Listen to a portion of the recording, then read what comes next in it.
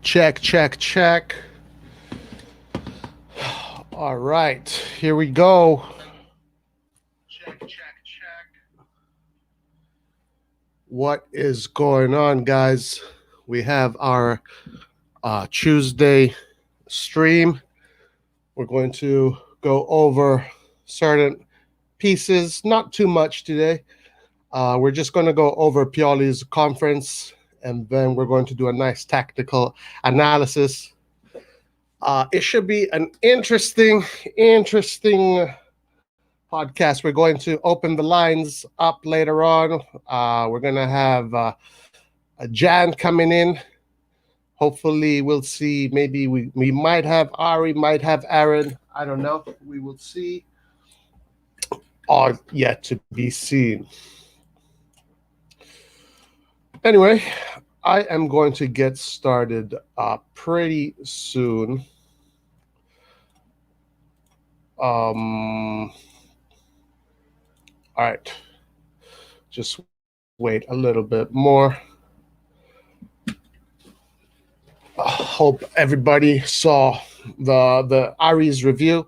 Was awesome against Juventus. What a game that was. We played one of the best games of the season. A true masterpiece of a game against a team that is, not in the best shape. We can't really say Juventus is the best Juventus we've ever seen, but, winning a game like that can only give us so much confidence, so much inertia and drive to face the new games.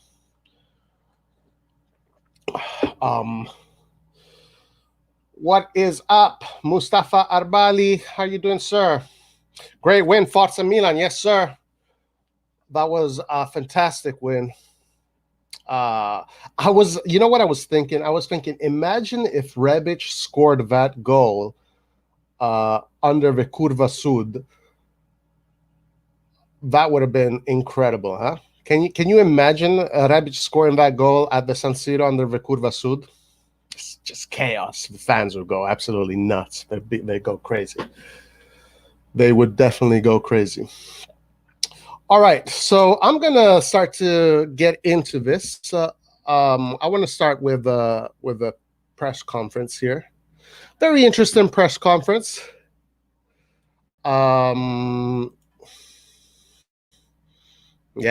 Yeah, yes, sir. Hopefully, yeah.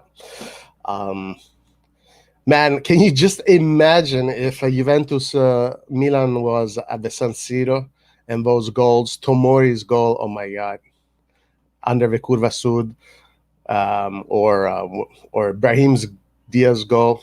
Man, we need the fans. Right now, I feel like we need the fans. Okay, let's get into this press conference. Let's get into business, guys. Let's start. Let's get this going. Okay, so Pioli, a very interesting press conference, one that I can say, it gave me confidence. I like what I read, so I'm going to share it with you. All right, here we go. Let's get started. So obviously, Milan playing against Torino tomorrow in Turin. It's going to be an interesting game. On paper, Milan should be the better team. Milan is the better team on paper. So let's get into what Pioli said regarding the game. Okay. Kicking on from Sunday's win. One of our greatest qualities, Pioli says, is balance and how we have bounced back from big defeats, like Lazio. Now we're just concentrating on tomorrow's game, which is an important one, given that we're facing a slightly different opposition and because we need points to reach our objective. So he acknowledges that tomorrow is going to be a different kind of team. He's probably already thinking that tomorrow is going to be a cagier game than usual. Okay, Zlatan, very interesting. Okay, so now what does he say about Zlatan? The only sour note from a near-perfect night, Zlatan's got a slight knee problem and will not be available for tomorrow or for Sunday. Okay, so we don't have Zlatan for Torino and we don't have Zlatan for Cagliari. We'll keep tabs on his development over the next week. Brahim has the characteristics to determine games, and he's the best we have at playing between the lines alongside Hakan. That is a very interesting word he uses. He is the best we have at playing between the lines. So the number 10 plays between the lines. So good. I see a lot of confidence has been given to this player. He deserves it. But it'll be a totally different game to the one we saw on Sunday. So, okay, our aim is to bring our own characteristics to bear and to fully profit from them. But we will also look to match up with our positions, okay, as they can gift you chances. A mature team makes the right choices at the right time, right? So they have to take advantage of the spaces. They have to be, it's going to be a very difficult game. They have to be very careful. Donnarumma. Gigio is a professional and is very invested in AC Milan and us right now. Like the rest of the players, he's focused on the Torino game and on the end of the season. Good. Nobody will think or talk about his future until May 24th. And that's the way it should be. Like right now during the season, we have these 3 games. We have 3 finals coming up. We can't talk about Gigio Donnarumma's contracts and market. Right now, Milan is so close to getting to this place, right? So close to that treasure. We are 3 games away, guys, from securing an objective we've been trying to secure for almost a decade now. We just need to concentrate on our game tomorrow. Rebic situation, Ante is invested in his work and the work that we're doing. He's a starter at AC Milan, and he knows it. He reacted well on Sunday. I prepare for games on the basis of what I think could benefit us the most and what I think is the right for the team. Okay, good. Everyone that isn't picked to start should be angry. That's right. That's good. They all want to play. I've always told the players that it's not a problem if one day they stop chatting to me and turn their backs. I like that. That's showing charisma and showing character. That is risque. I don't mind that at all. The important thing is that we never lack the spirit of sacrifice and a hunger to help the team. Exactly. That is exactly the winning mentality. So far, a lot of words, a lot of good words. The group and individuals. You play, you win, you lose as a team. Individual performances lift the side. Well, some players can be very important. So, I mean, here he's been politically correct here. But some players can really lift the side, if you know what I mean. Volver is a collective that has worked hard in the same direction. Yes, of course, and you need that collective. Choices for Torino. I picked the team for Juve based on the defensive phase, all right, which I didn't like against Benevento. We tried to play with a more compact team, and when you're that compact, you're more organized and more aggressive. Okay, well, why didn't you do this for the games before Benevento? And the defenders need to work less. Okay. The team looks to have recovered well. Between today and tomorrow, I'll have to think about team selections. Okay. Well, I mean, first thing that comes to my mind is like, why didn't you figure this out a little bit sooner? But let's not be too negative to Pioli today. Let's be nice to Pioli. I'm always more concerned with the game. But I don't fear elation. I don't know how Torino will approach the game. What do you mean you don't know how Torino will? Of course he knows. On our side, we need to dictate the game in order to kick on from Sunday's performance. We're in the decisive part of the season, and we'll need to play with that same spirit. Yeah. Winning on Sunday gave us a great feeling. We beat a strong team, and this has given us confidence, but we are conscious of the fact that it's not over yet. We have 3 games left, and we need to keep this attitude up. Each game has its difficulties. Being a team means knowing how to overcome them as a unit. That is absolutely true. This is gold right there.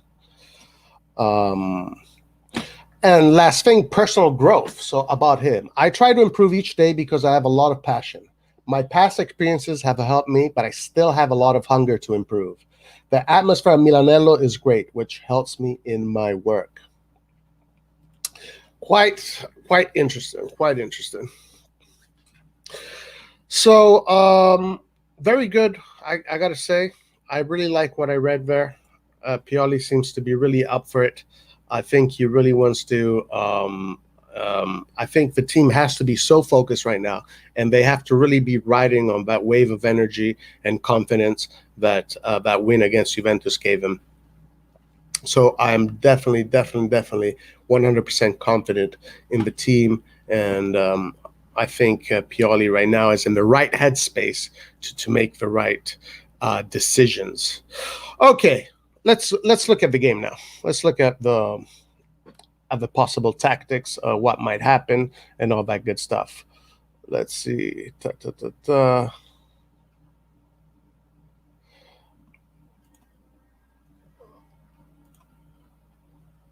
Okay.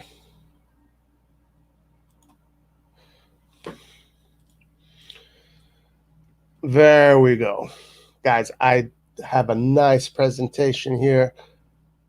Put all the teams ready to go. This is most likely what we're going to see based on my analysis. Um, so let's start. Let's start with Milan's formation. Salamakers is not available because he's going to be out on a suspension. Now, the possible player to substitute the player that makes the most sense to substitute Castillo in the hierarchy of a team.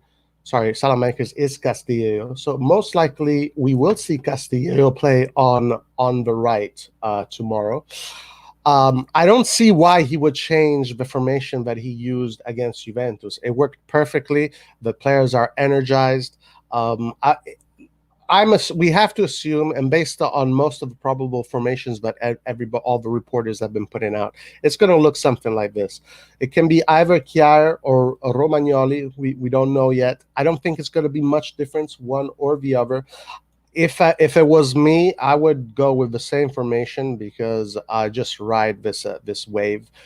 And this formation right now, especially this defensive unit, is super spot on and very well connected. Diaz as the number 10 worked beautifully. I think Pioli in training has identified that the player is ready to be a starter. Right now, with the absence of Ibrahimovic, it is the right choice to put Diaz in the center. Chala can play in that position on the left, as he has done many times. Castillejo on the right, Rebic up top as the lone striker. This formation here is a very solid formation, a lot of quality, and you even have the speed on this side with Castillejo coming in. So we're probably expecting to see, the usual 4-2-3-1.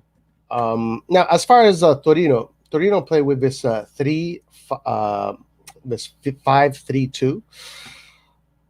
You know what? We really got to watch out for Torino is Ansaldi. Ansaldi is the player that attacks the most in Torino. He's the Argentinian left back, and he is usually the driving force that brings the ball forward in Torino. You will see Ansaldi always come up in this area and put dangerous crosses. He was always coming in, and if you look at Torino, this is what the probable formations say. It could be, it could be slightly different, but if you really look at this squad and if you know these players, you can see that most of the quality is on this side: Ansaldi, Verdi, and Bellotti. So you have to think that Pioli is looking to stop this side and looking to have an eye on this side, especially Ansaldi, because if you stop Ansaldi, like, they don't have much attacking viability. That's where most of their attacks come from. That transition from their side of the field to this side of the field happens most of the time with Ansaldi. Verdi is a quality midfielder, so he will help in that department. Obviously, you have Bellotti, the Torino, really the only really superstar Torino has. On the other side, you have Rincon, which is more of a defensive midfielder, and you have Sanabria, which is a new striker. It would most likely be either him or Zaza. Not that different. Zaza may be a player that is a little bit unreliable. but he does have speed, so you got to watch out for Zaza on the counter attack. So I'm pretty sure that Pioli is looking at that. Then you have Singo, very interesting player. He has been doing well. You can also get Rodriguez. They have, we know Rodriguez. Rodriguez could play in that position as well. So it is going to be a cagey affair.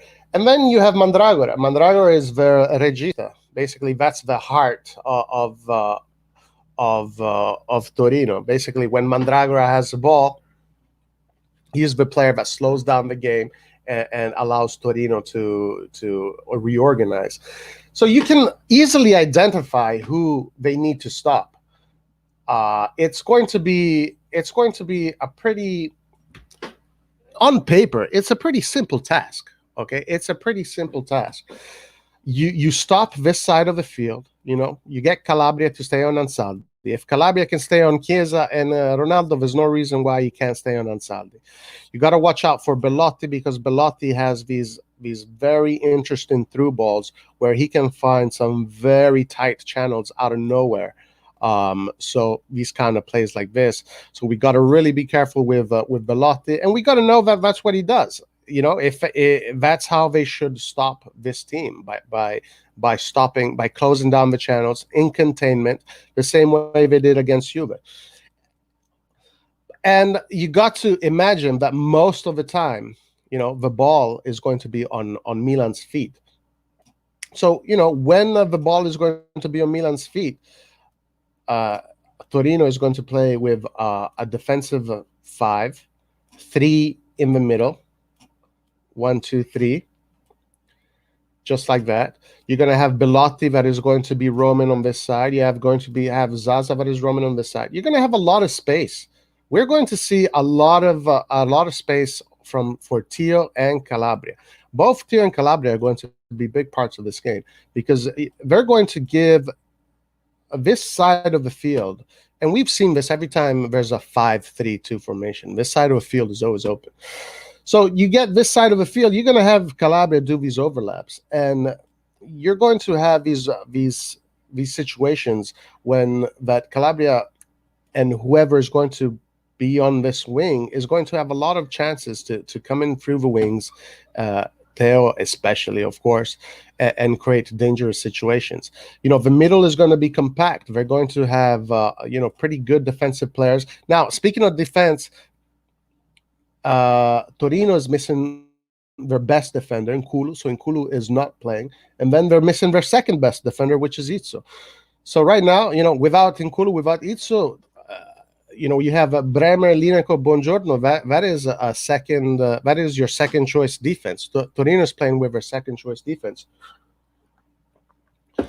You have to imagine that Çalhanoğlu, who can play in between the lines, Diaz can play in between the lines, and you even have Rebic that can play in between the lines. You have Theo coming on this side. You have Castillo. Castillo does not play in between the lines too well, but he can play on the periphery very well. He can play on the periphery very well. So it's going to be a lot of choices, a lot of options for Milan to score. They're going to keep the ball most of the time. But in these kind of situations, we got to watch out for those counterattacks. So it's going to be a very, very interesting thing. We got to make sure that we don't send Belotti in his counterattacks and we don't send Zaza in his counterattacks. This is a game of quality. Quality is going to win this game. Quality is going to win this game. We have to show that we are the better team. We have to impose the game. We have to play those quick 1-2s into the channels, into the spaces, and then test the goalkeeper, Sinico. Remember, they do not have their best defense. Buongiorno is a second choice. Lineker is second choice. Bremer is the only one that is usually in the starting lineup. Now, they do in the midfield, they seem to have everybody at disposal. They have also Linetti, the Polish guy. They have Baselli, who was very interesting. All players that are decent players, but quality-wise, Milan is way superior. Most of the game is probably going to look like this. It's going to probably look like this. So we have to make sure that when it doesn't look like this, when all this mass of players on the other side, And guess what, guys? Now, you see, I've seen Torino, and I've seen what Torino looks like when you counter Torino. When you counter Torino, and I saw this against Napoli. Napoli is a very technical team, so you can assume, and Napoli also plays a similar formation, so you can assume the same kind of things are going to happen. When Torino are caught in the counterattack, this is what Torino looks like. I'll show you in a second. When they have their whole team up top, this is what Torino looks like in the counter. They have their 3 players here, and they have the tip of a diamond right there. So they have a diamond. It's a diamond, basically. When you catch them in the counterattack, Torino looks like a diamond, and they leave a lot of space on the side. They're going to have a lot of space on the side. So it's not going to be that hard to take advantage of that space. If we do it with quality, if we do it with purpose, with fire, with the desire to win, we can find the spaces, because they leave a lot of space when you catch them on the counterattack. And with Rebic as the center forward, I'm confident the guy can do what he needs to do. Diaz can slip into the middle of that diamond and play the way he needs to. Çalhanoğlu can play on the side and in the middle. And then Castillejo on the middle, and Theo can play through. So on the counterattack, we should be able to score, easily if we do it correctly, if we do it with the right purpose, with the right fire.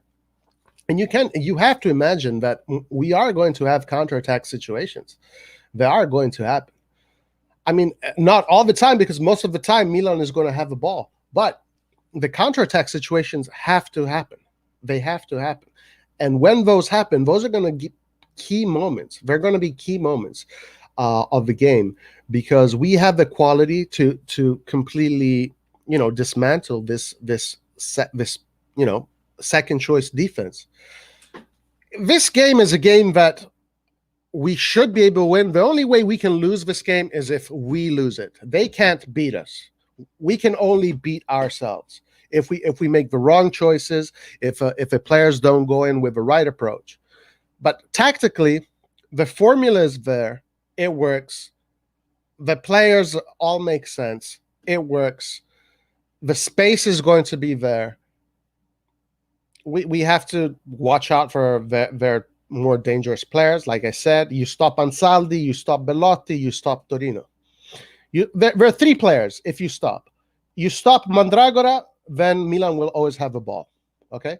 Because they won't be able to organize. Mandragora is their regista. You stop Ansaldi, he's let's say we have Theo, they have Ansaldi, right? So you stop Ansaldi, they're not going to be able to attack that much. You stop Belotti, you don't give them these channels, they're not going to be dangerous. But obviously, they are going to have some chances, for sure. They are going. Now, one thing that you can imagine is that they are going to have counterattacks. There are going to be counterattacks. So we have to mitigate those counterattacks, because when we are going to be on their side of the pitch, as I showed you earlier, there's going to be a lot of space open. There's going to be a lot of space open. And, so one thing that you noticed is that when Milan attacks, basically they all attack -3, right? Usually the players that stay back are Bennacer. You don't see really Bennacer going too much through the lines. Bennacer is going to stay mostly on the periphery. Bennacer is the regista. You don't see him go through the lines, but you will see Kessi do those inserimenti. Kessi will. You even see Kessi in this area sometimes. You see Kessi going through these channels. We have to be very careful, in the counterattacks, because a possible counterattack, can look like this on our end. This is what it will look like. It will look like Jair, Zaza. It's going to look like this little triangle against that, if both our fullbacks are up front. Now, last game I said that, based on who we were playing, I would just let Theo go up, and Calabria, I would have kept him somewhere here. And to be frank with you, that's what we saw. we didn't really see much of Calabria come all the way up here against Juventus, so he stayed somewhere around here. Now, in this case, I think we can just get both fullbacks all up. I think this should be a pretty simple game, guys. I think the tactics are pretty simple if we do them right. The team has to go in with the conviction that this is a final, that we are close to our fourth place objective. Or top four place objective, that the Champions League, that Champions League music is really close and we can hear it in the distance. The mental approach is going to be absolutely the most important thing. And the only thing that Pioli can do wrong at this point is if he puts Leao as a center forward. That's the only thing I can see Pioli do wrong. He puts Leao as a center forward, all of this collapses, okay? But if he puts Leao here, Leao can even score a hat trick on the day. All right. So it's going to be an interesting match. I'm pretty confident. That Milan is going to take it home, and I am looking forward to. This game, and I hope, guys, and one game at a time, right? We're not thinking about Cagliari. We're not thinking about Atalanta. We're thinking just about Torino. That's it. Torino is the only team that we need to think about. All right. We know this team. We've seen this team play all over many times. They're not a super team, but they do have players that can hurt you if you don't take care. Okay, so that will be the game. So let's open the line. So we have Gianmario. That I'm sure has a lot to say.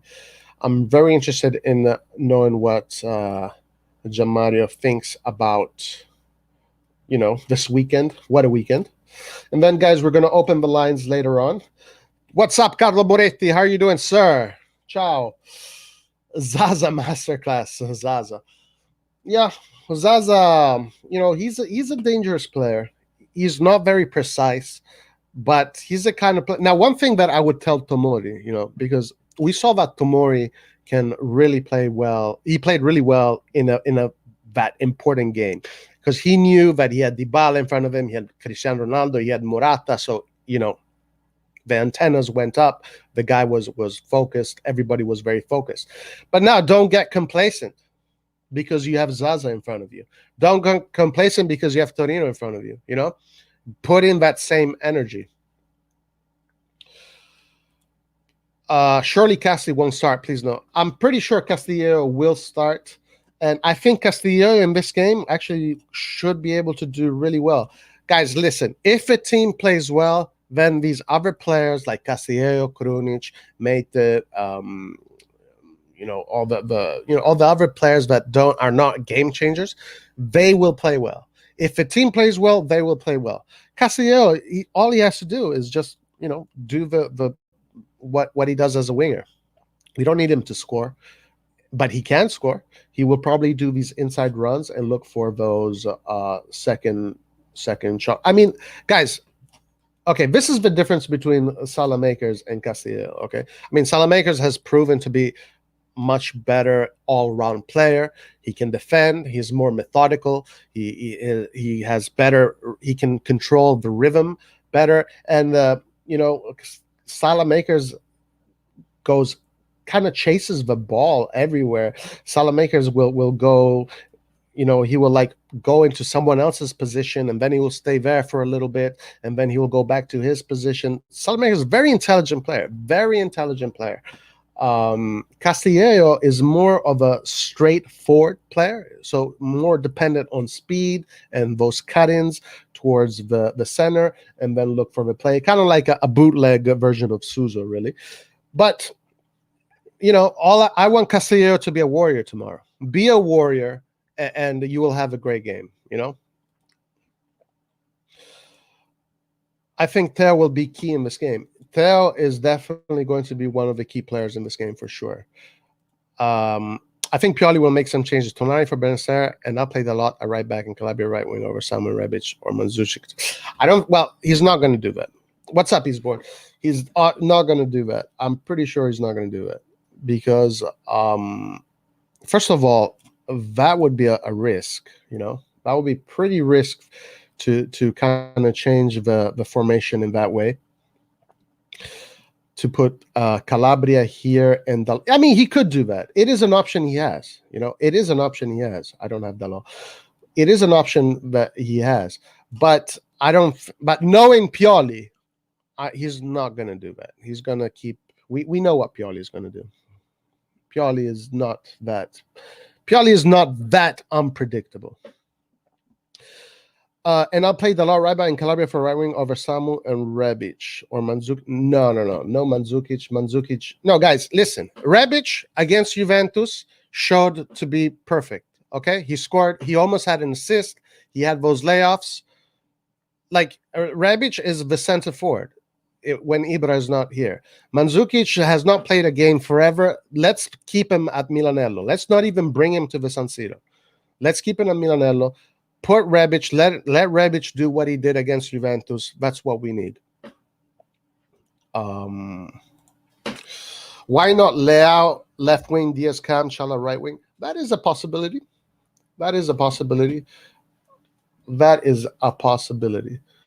You put Chala here. Well, I wouldn't do that because Çalhanoğlu Çalhanoğlu plays three positions. He plays on the left, he plays in the middle, and he plays mezzala. Okay? Mezzala, alla sinistra, centrocampista offensivo. So those are his three positions. While Diaz is right now, as we know him, is more of a number 10. I wouldn't make any crazy changes. This makes sense. I think this is what he's going to do. I might be wrong. You guys might be right. I don't know. But this makes sense.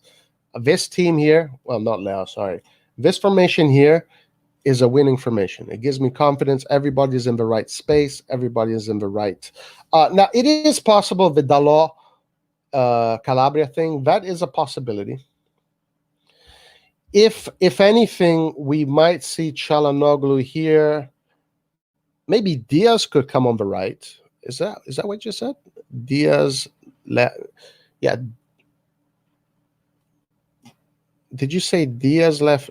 Why not Leao left and Diaz come? Maybe Diaz could come on the right and have Leao on the left. Now that we could do. That could happen. But I don't know if Diaz can do the job here. Like the job here is a key component, right? Because if you're playing in this position, then you have to be good here. In containment. I don't know. I don't know. I don't know because I haven't seen him play there. Çalhanoğlu could play there. Yeah. I mean, Çalhanoğlu, if you have to, Çalhanoğlu could play there. But Çalhanoğlu's comfort zone seems to be has always been on this side. Çalhanoğlu covers this area really well. He covers it perfectly as a mezzala. Castillo covers this area really well. Castillo can run all game if he has to. And Diaz needs to be the player here to connect the midfield to the offense when we get out of possession. You need that quality in the middle to do those layoffs, to shield the ball, to do a nice shimmy of the shoulder, and to organize the team. It makes sense, guys. It makes sense. It completely makes sense. No Mandzukic, please. Yes, sir. Do you think Leao has a future in Milan if we qualify for CL? I hope he doesn't turn up to be another Nia. I think Leao, if you put him on the left wing right now in this stage of his career, he can skyrocket. But he's too. But not yet. Will Diaz be fit for Torino game? I hope so.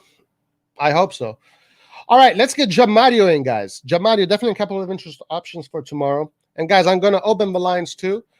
Let me get Gianmario in first. And we will keep analyzing our tactical possibilities. Changing too much right now, it's a risk. Need to go with the same tactics. Repeating against like a... Yeah. I 100% Eastbourne, 100%. That's what they need to do. Like, you don't want to change too much. You don't want to create too much reshuffling and too much chaos. The team worked perfectly on Sunday. Keep on, and that's something that you want. When your team works, you don't want to change it, and that's something that Pirlo kept on doing all the time. Every time Pirlo had a great game, then the next guys, here we go. We got Mr. Jan. What's up, my friend? How you doing? Pioli's on fire. La la la la la la la. Pioli's on fire. Yeah, right now he is. That's for sure. What's up, guys? All right. How you doing, Jan? Are you pretty happy about? I mean, I'm sure you're very happy about the win, right? On against Juventus. Yeah, man. Obviously, a fantastic win for us. Puts in really good stead now for the last 3 games of the season. And the beautiful thing is, we could actually, if results go our way, we could be wrapped up tomorrow night and qualify for the Champions League. So tomorrow's a big game.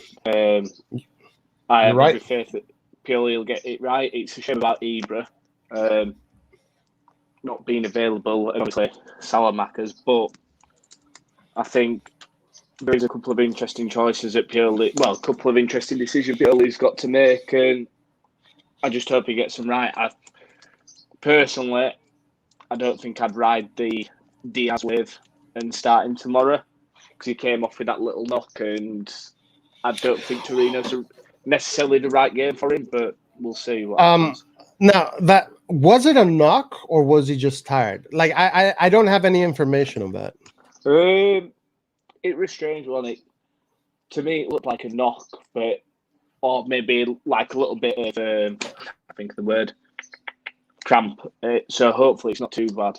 But yeah, it'll be a bit of a miss because the way that he played against Juve, but at the same time, he played. One of the reasons why it worked so well, in my opinion, against Juve was because you have Ibrahimovic to hold the ball up and allow Diaz to find them little pockets of space where he can exploit it.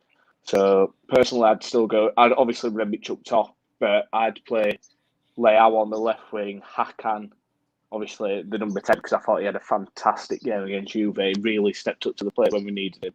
And then I've played Dalot right wing tomorrow personally.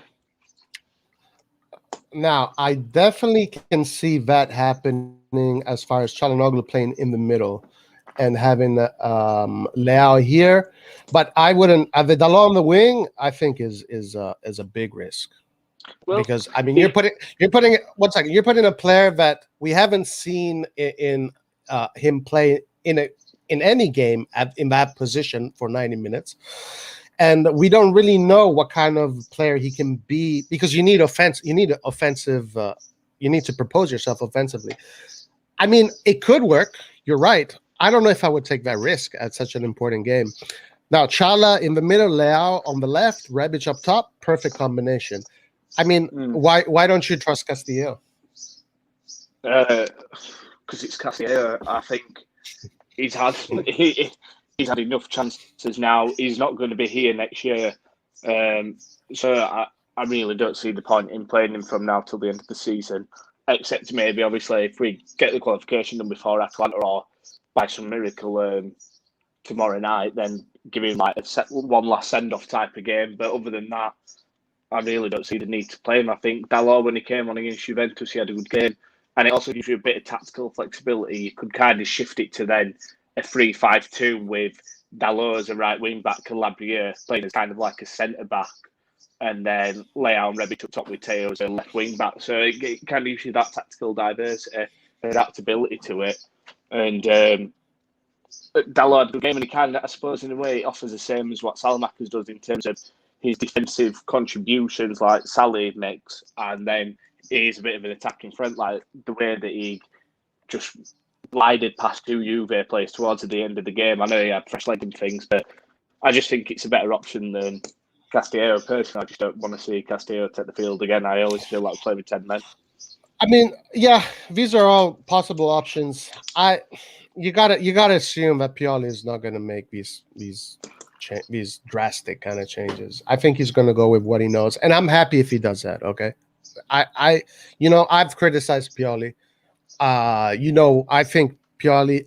By the way, he did an excellent job on Sunday, like A+ performance, right? Mm-hmm. No doubt. Also, Pirlo is not the greatest tactician, but I think Pioli is going to go with what he knows. I think Castillo, whoever is going to play, they're going to have a great game. I'm very confident. Yeah, I think it were. I think I could be wrong, but he said something in his press conference like Dalot's right wing is a possibility for tomorrow. I personally see He it said happening. I believe so. I've just had a look at his press conference. He said something along them lines. Anyway, it's a possibility. Like he was asked if Dalot could play on the right, and I think he said it's a possibility. I'm not saying it'll happen, but it'd be an interesting choice to make. And then, personally, I wouldn't touch the back four, but I think Kier might get rested. Ron Manuel will probably take his place. Yeah, I agree with that. I wouldn't touch the back four either. That back four was so beautiful against Juventus, and they seem to be so in sync in this current moment. They seem to be so like together. What crazy tight unit. Kessie, Benacer also seem to be kind of. I mean, I don't know. I didn't see the whole game. I saw just the last 15 minutes of the first half, but from what I was told, Benacer, is looking like the Benacer that was playing before the injury. What would you say? He definitely, what's the word? Looks like his old self again now, which was he's probably just finding the form at the right moment, and Pioli did well to just back in and trust what he's been given to us and trust that he can carry on doing that. But yeah, I wouldn't change too much, but we gave a lot in that Juve game. We gave a lot defensively, offensively. There was a lot of running, so I think he's going to have to make a few changes, especially with needing 2 wins in the next 2 games before we go to Atlanta, because there's nothing worse than going into that last game with everything done. But he also probably won't want to kill the players in terms of physically. You know what? The way I would approach it is I would look at the next game. I wouldn't even think about the next 2. If we win this game, as you said, maybe we're done. The job is done, right? Yeah. Yeah, go ahead. If Juve and Lazio lose tomorrow, then and we win, it's pretty much done. If Juve lose and we win, then we can't finish below Juve, but Lazio have still got a game extra to play than all of us, so they could just creep in. So we kind of need them to drop points. But yeah, I think it's hard not to have one eye on the Cagliari game. Obviously, you need full focus for the Torino match, but you've got to. We need to be thinking about having 2 fully fit, strong sides for the next 2 games, so we don't need to go into that Atalanta game with something to play for. So he has got quite a few decisions to make, I think. I believe there's quite a few players on the suspension list. There's about 4 of them, I think. Exactly. There's that too. I think Talanoglu's on it. I think Rebic is on it. Kessel, Benacer maybe, and Teo. One of the 2 midfielders, and Teo, and I think Tonali might be on it. So he needs to get that right and all. So we'll just see. I don't think we'll know until the lineup's really announced tomorrow. He said that he'll be evaluating all the players in the morning that recovered from the Juve game, and he'll see who is fully fit to play. So we'll just have to see what happens. Yeah, I mean, if you can assume that maybe the reason why he did bring up that Dalot thing is because if you do have Dalot and Calabria on this side, like I was saying earlier, if you watch Torino, I don't know if you're familiar. Like Ansaldi is the player that is their version of Arteo. So with a Dalot and Calabria taking Ansaldi off of game. Now Ansaldi is not a player that we need to like shake about, but it would make sense if you do have Dalot and Calabria and just take Ansaldi out and take Belotti out. Then that's it, game over. They don't have much to offer Torino. Torino is going to play more so to try and get a tie. They're going to try and play on the counterattack. they're definitely not going to try and impose the game. That's for sure, and it's not going to even happen. I think we're lucky that they've probably just about clinched survival. I know it's still mathematically possible, but it looks like it's just between Benevento and Spezia now. So, and same with Cagliari and Torino, both 4 points clear of the drop, and then you've got Benevento and Spezia kind of battling it out for that finals relegation play. So hopefully these players, I'm not saying they will be, but they might already be one, like thinking about the holidays. The Torino players, the Cagliari players, I'd expect them to start thinking, look, we're probably just about there. We don't need to worry too much about trying to win the game. A draw probably, I think, might be enough for them, but I don't see Benevento or Spezia winning their last few games. So, and there's also Torino playing at the weekend, Benevento or Spezia. They're playing one of them, so what I mean there is they're going to be thinking about that match because that's more. That's going to be that's going to be the game. That's what their season is. Their season is going to be defined by the next game. Exactly. Obviously, a win against Milan for them will be huge. Would be massive. But it's more important. They need to worry about beating either Spezia or Benevento, whoever it is. They need to be more worried about that game and trying to get 3 points from that than trying to take anything from us. So we'll see what happens. And then and we have to go in there thinking about ourselves. That's that's all we got to do. We got to go there thinking about ourselves. We've never been. I mean, we were close to the objective with Gattuso, right? Like you say, 10 minutes away. But this time, it really feels like it can happen, right? It really feels like it's right. This time it's in our hands. Like when under Gattuso, we've needed results to go our way. This time, we just have to win our games and we're sorted. So it is in our hands, and it's just up to these players now to grow some massive, massive balls and drag us over the line. I really, but performance-wise now, last couple of games of the season, I don't care how we play. I don't care if we win the game by a 97th minute own goal and we win it 1-0 as long as we get 3 points. Get over the line and then regroup in the summer, get the additions in and go again next season. But the most important thing is 3 points, no matter how they come. Yeah, 100%. I think that Milan right now looks good. I don't see why they wouldn't be match fit. I mean, right now, aside from a few knocks, some of the players might have gotten against Juventus. The team hasn't had major injuries. Everybody has been going smooth. Benacer has been in for a month. Calabria now against Juventus showed to be match fit again. Teo looked really good. Chala looked really good. Rebic looked really good. They all look really good. You have to assume that they are going to dominate the game tomorrow. Doesn't mean that they're going to automatically win the game, but you have to assume they're going to dominate the game. So I'm expecting a nice game. I'm expecting a nice game of football and a decisive win. Yeah, man. I hope so. I really do. It's so close now. You can almost kind of like taste it. It's just so important that we get 3 points from, 6 points from the next 2 games. Unless, of course, Atalanta secure.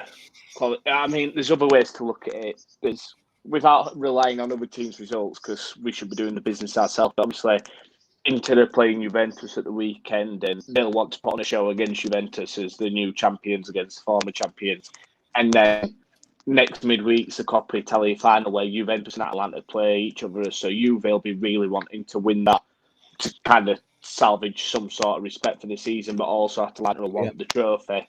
And then obviously next weekend, the weekend after, is the final weekend where we potentially play Atalanta, who will probably already be qualified by then. So they might just play a load of young players. Hopefully we can get 3 points because they'll be tired from what should be a great game against Juve. So I think there's the way that the running's stacked now, it's totally in our favour, especially after we got 3 points against Juve. Yes, 100%. I was thinking that too. If Atalanta has already secured their spot by the last game, and we still need to fight for it, that'll be more of an advantage to us. Yeah. So I mean that win was massive. That was a massive win. And I would like to know what you thought about the game more in depth, and I would like to hear your analysis of that game. One thing that I just want to say really quick is Pioli is not Pioli, sorry. Pirlo is a mess. All right, Pirlo is an absolute mess. So we did have a slight advantage there, and thank God. But that is still a very difficult game. And every time you beat Juventus, it's a tsunami. It's a monumental wave of energy and of enthusiasm. So I want to know what you thought about that game in depth analysis. I'm really curious. Well, I'll kind of go through it. If it's all right, I'll just go through very quickly, like each player. Yeah, go ahead. So with Gio, I thought he had a crap game. I thought he was out of position a couple of times. There was one point in the first half where he came out for the ball from a corner, he flapped, he missed it, and he gave Chiellini a brilliant chance at the back post to put Juventus 1-0 up, and that had really changed the game. Apart from the one good save he made in the second half, I thought it was poor. Yes, that save was a decisive save, though. We got to get that. Totally, it was a decisive save, but his performance as a whole, it wasn't great, and it kind of, for me, it kind of reiterates the point that I've been making the last couple of weeks. You don't need a world-class goalkeeper to win games if your defence is doing the job. Like our defence on Sunday, was absolutely superb, and Gigio didn't have a lot to do, and the times he did, apart from once, he kind of messed up. So for me, it just proves the point that as long as we get a solid goalkeeper, that money can be spent elsewhere. In terms of the defence, like I said, they were superb. I thought Teo had one of his better games that he's had for a while. Calabria was just phenomenally, really, really just pocketed Chiesa for the full time that Chiesa was on the pitch. And Ronaldo too. And Ronaldo and Morata. They were all, the defence just kept them all quiet. And then you go to the midfield and you've got Kessie and Benacer.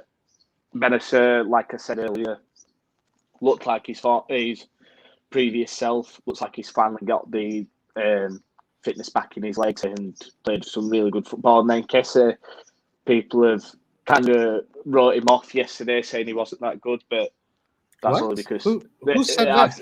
I've seen it on Twitter that he wasn't. For me, Kessie was probably one of the best players on the pitch. In my eyes, it's just because obviously he missed the penalty. So, okay. Whoever said that deserves a smack in the face. Yeah, 100%. But obviously, fickle football fans, they only care about goals and assists, and if you miss a penalty, you've had a bad game. But without Kessie in that midfield, it'd been a totally different game. Salamakers on the right, fantastic as always. Diaz, it was a brave move by Pioli to put Diaz in such an important game, and it paid off. Hakan on the left was phenomenal. I thought Hakan really, I wouldn't say he showed why we should be paying him 5-6 million like he wants, but he definitely showed why we should be thinking about renewing him. That's the kind of game where he took the game by his balls and really helped drag us over the line. With some of his play, it was fantastic. I was very happy with his performance. A lot of people criticize him, but I was pretty happy with his performance. I thought he in containment with Cuadrado, he did an excellent job there. He did a very good job in containment, and he provided the first free kick that went to Brahim. Right, it was his free kick, and then the assist for Tomori. And I don't know who gave a pass to Rebic. Do you know who gave the assist to Rebic? Benacer. But that was some lovely build-up play. But yeah, so Hakan was great. I think the two players that were the weakest links on the team for me were, and it's no disrespect to Ibra, was Ibra. But I suppose he helped. His presence on the pitch allowed Diaz to be as effective as he was. But I thought when he came off, we still looked good. And when Rebic came on, that goal from Rebic was just fantastic. But yeah, as a whole, the team were great. I think Pioli got everything spot on. 110% pass rate for me from Pioli on that game, tactically. So I just hope he gets it right. Tomorrow and for the last few games of the season. Yeah, that's right. Pioli deserves praise for that game for sure. He didn't make one mistake. So I'd love everyone that's been at me and Ladet for the last couple of weeks. about Pioli out is willing to come and tell me Pioli out still. Well, okay. All right. All right. Let's have this conversation. Fine. All right. So look, Pioli, this is what I've learned about Pioli now that I've analyzed him and I've looked at him for this entire season. He's kind of unidimensional, but he has found a great solution here that works perfectly. And he's very good in his relationship with the players. That's something that you really cannot argue. He's very good at putting everybody together and getting making everybody feel involved. Now, tactically, I don't think he's anything special. I still don't think that. I think, you get him against Simone Inzaghi. Simone Inzaghi is probably going to outsmart him more than the opposite. You get him against Conte. Conte is most likely going to outsmart him. You get him against Mourinho. Mourinho is most likely going to outsmart him. But if he plays with this formula, he doesn't make any mistakes, and he just lets the players do the job, he can beat all these teams. He can beat all these teams. I mean, in respect, look, we beat Inzaghi in December when we won 3-2. Post lockdown last year when did we win 3-1 or something? He beat everybody. He beat everybody. I think it's tactically easier, and I think the fact that now that, again, something that me and Lara have been banging on about is he has still got an average squad, but injuries played a big key part. And obviously, he finally pretty much had, bar Daniele Maldini, he had a full choice squad to choose from against Juventus, and that helps when you've got so many different options. And I would say everyone was saying, he's only got one formation, he can't adapt. The way that we played on Sunday for me was 4-2-2-2. 4-2-2-2 with Diaz, Çalhanoğlu, Salamakers just alternating positions, causing havoc. Then we kind of went into a 4-4-2 at times with Ibra and Diaz up top. It was pretty much a tactical masterclass. And I think when you upgrade the level of players to next season, you bring someone like Vlahovic in, or for example, DePaul, and you upgrade the quality of the team. The quality of the manager also upgrades itself. He can only work with what he's got, and we all know this team, in a way, it's special, but it's still very young, and it's still not at the level that we should be expecting. For us to get Champions League qualification this year is a magnificent achievement. Yeah. I mean, and if he achieves his objective, I'm totally for him staying. But let's not get like Tasflim says. For him, he says it's still Pioli out. Don't get it twisted. But for me, it's still Pioli. Maybe not. I'm not Pioli out, but Pioli is limited. Yeah, we can't. He's not Guardiola. No, of course not. And I've said before, at some point there will come a time where we need to upgrade the manager. That's a given. But yeah, right. We can't. Like I said, we can't upgrade a manager without consistent Champions League football to attract the caliber of players that the next caliber of manager will need. And just no. I agree with you, Jan. If he makes a top four, I mean, you even say even if he doesn't make the top four, but let's assume he makes a top four. I totally agree with you. We should keep Pioli and we should keep going on with the project. I don't disagree with you there. The other issue, well, not issue that I kind of have is he's probably shot himself in the foot by us being top of the league for so many weeks. That didn't help him because it gave us unrealistic hope that we could win the title, me included.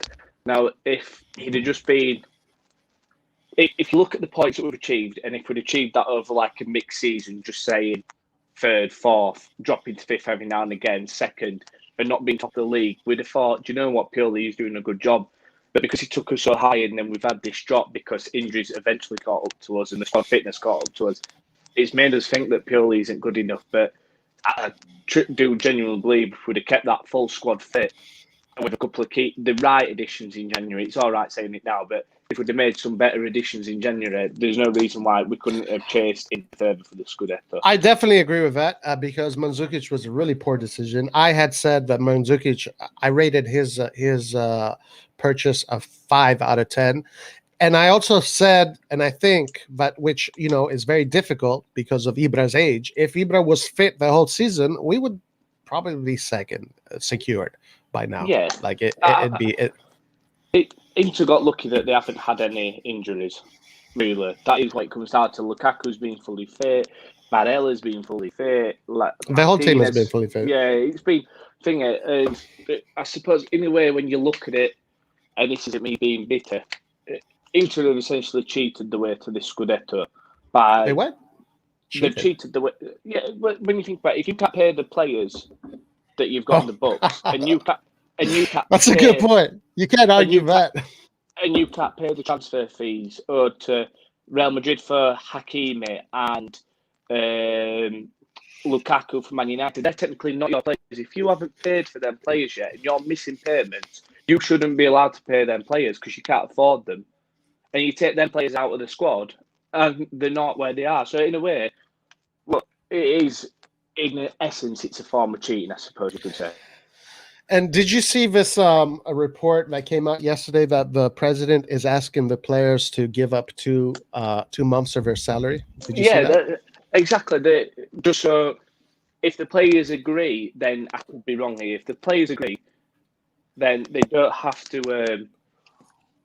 Then they wouldn't face any kind of repercussions from the league because the players have agreed. If the players don't agree to, then obviously the league could then get involved. Why aren't you paying the players, etc. They've also asked, if I can't remember if it was Marotta or President Zhang, whatever he's called, also asked the players to not take their Scudetto title bonuses at the road for winning the league, the extra bonuses. So, honestly, in my opinion, and not sounding bitter because they've played fantastic. On the pitch, they've deserved it, but you kind of, in a way, you're paying with players that you shouldn't own. If you can't afford the players, you shouldn't be allowed to play them. In my eyes. Yeah, you're right. And that's not taking anything away from the way that they've played. It's just facts, in my opinion. When we got done for financial fair play, when Mirabelli and Fasoni messed our books up completely, we had to take a hit on that. And Inter can't even afford to pay the players. They can't afford to pay the transfer fees, and yet they're getting away with it. I just find it ridiculous. But like I said, they deserve it on the pitch, but you take away Lukaku's 25 goals and Hakimi on the right with his assists and his goal contributions, they're not where they are. So yeah, that's just my opinion on that. One thing I got wrong about Inter was that I was under the impression that Inter had this beautiful spell between, I think, November into February. Just beautiful spell. They did not lose 11 games unbeaten.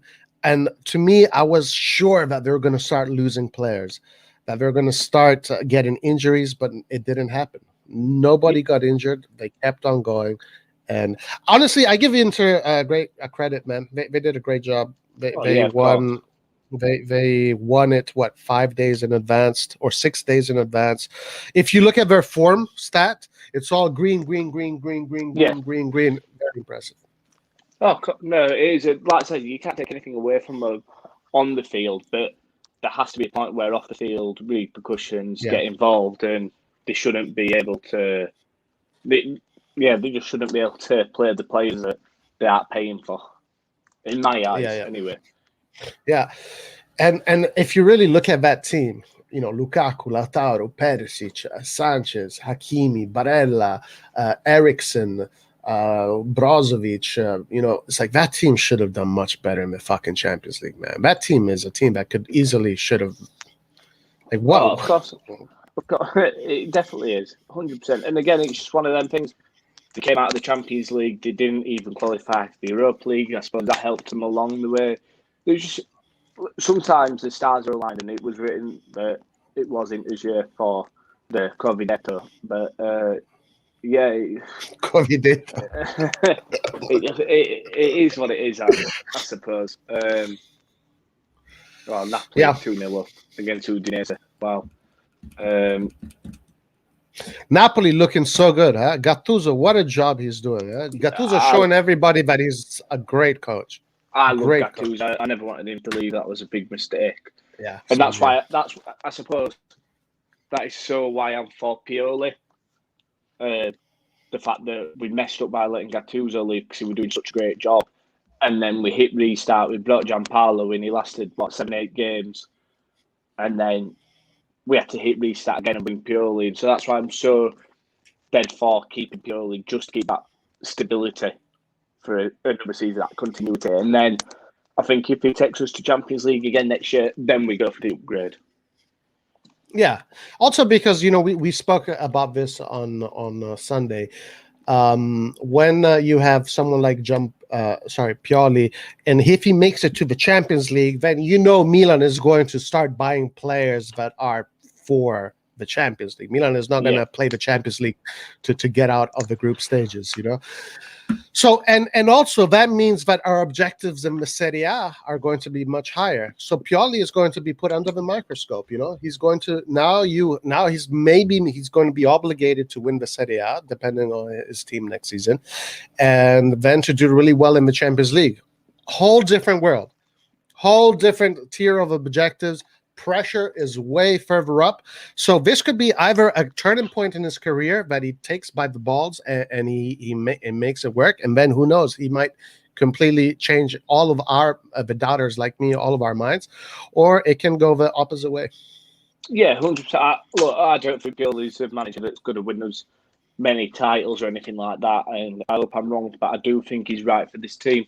And I think I can't see them doing it, but if the management put unrealistic expectations on him to even realistically get out of the group stage or any further than the round of 16, and then try to even make a serious title challenge, I think that's a bit unfair on him. I think next year the target should be have a respectable Champions League campaign, even if that doesn't mean getting out of the group. Just don't lose every single game, because it's our first year back after 8 years, and we need to be realistic.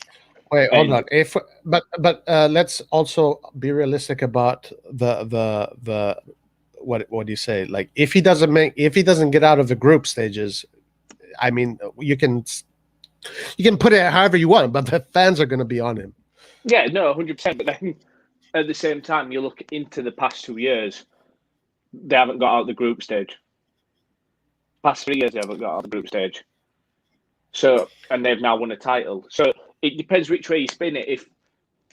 Not aimed at this is aimed at like a lot of people on Milan Twitter.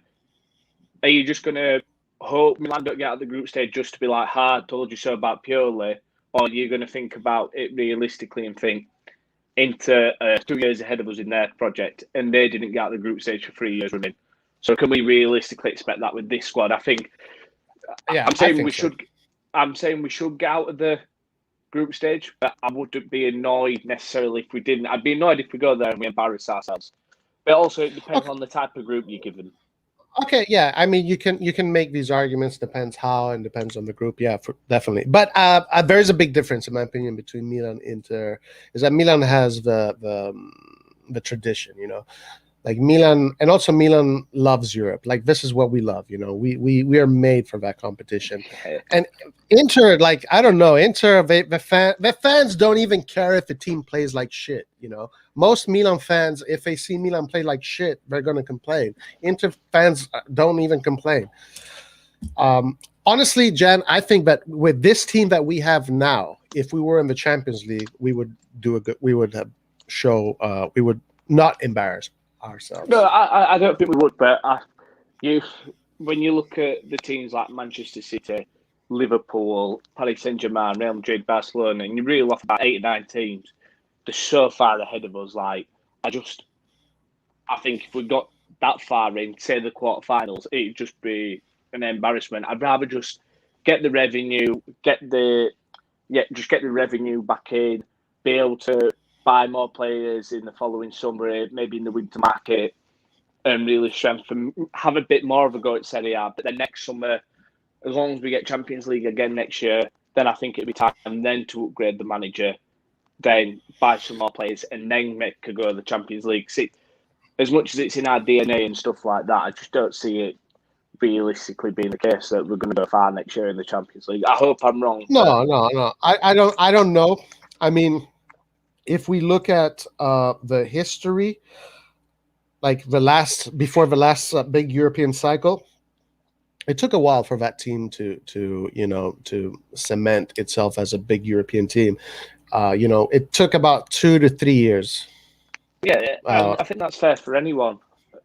Like when Juve started their Serie A dominance, you had Conte's 2-3 year cycle at Juve of building that winning team, and then Allegri came along, Yeah, and then then he took brought them it. further, and then he took them further in the Champions League. And I think that's what's going to happen with us. But for me, next year the league is more of a priority than the Champions League, just to keep us to make sure we're in the Champions League the following season and the year after that to bring in the revenues to be able to bring in the caliber of players that are going to take us further in the Champions League. Yeah, and look, that's another thing Pioli has to do next year too. He's got to secure that top 4 spot, because if we don't, I mean, we can't assume. Obviously, like you said, we can't assume we're going to win the Champions League next year. It's difficult to really make that a reality. But the reality has to be that we have to make it to the top 4 next year as well. Yeah. Let's get some. Let's see what our friends are saying. Let's see. Let's start with Saif. What's up, Saif? How you doing, my friend? What's going on? You guys don't think Salamakers is good enough to be a regular starter for the right middle position to achieve good things?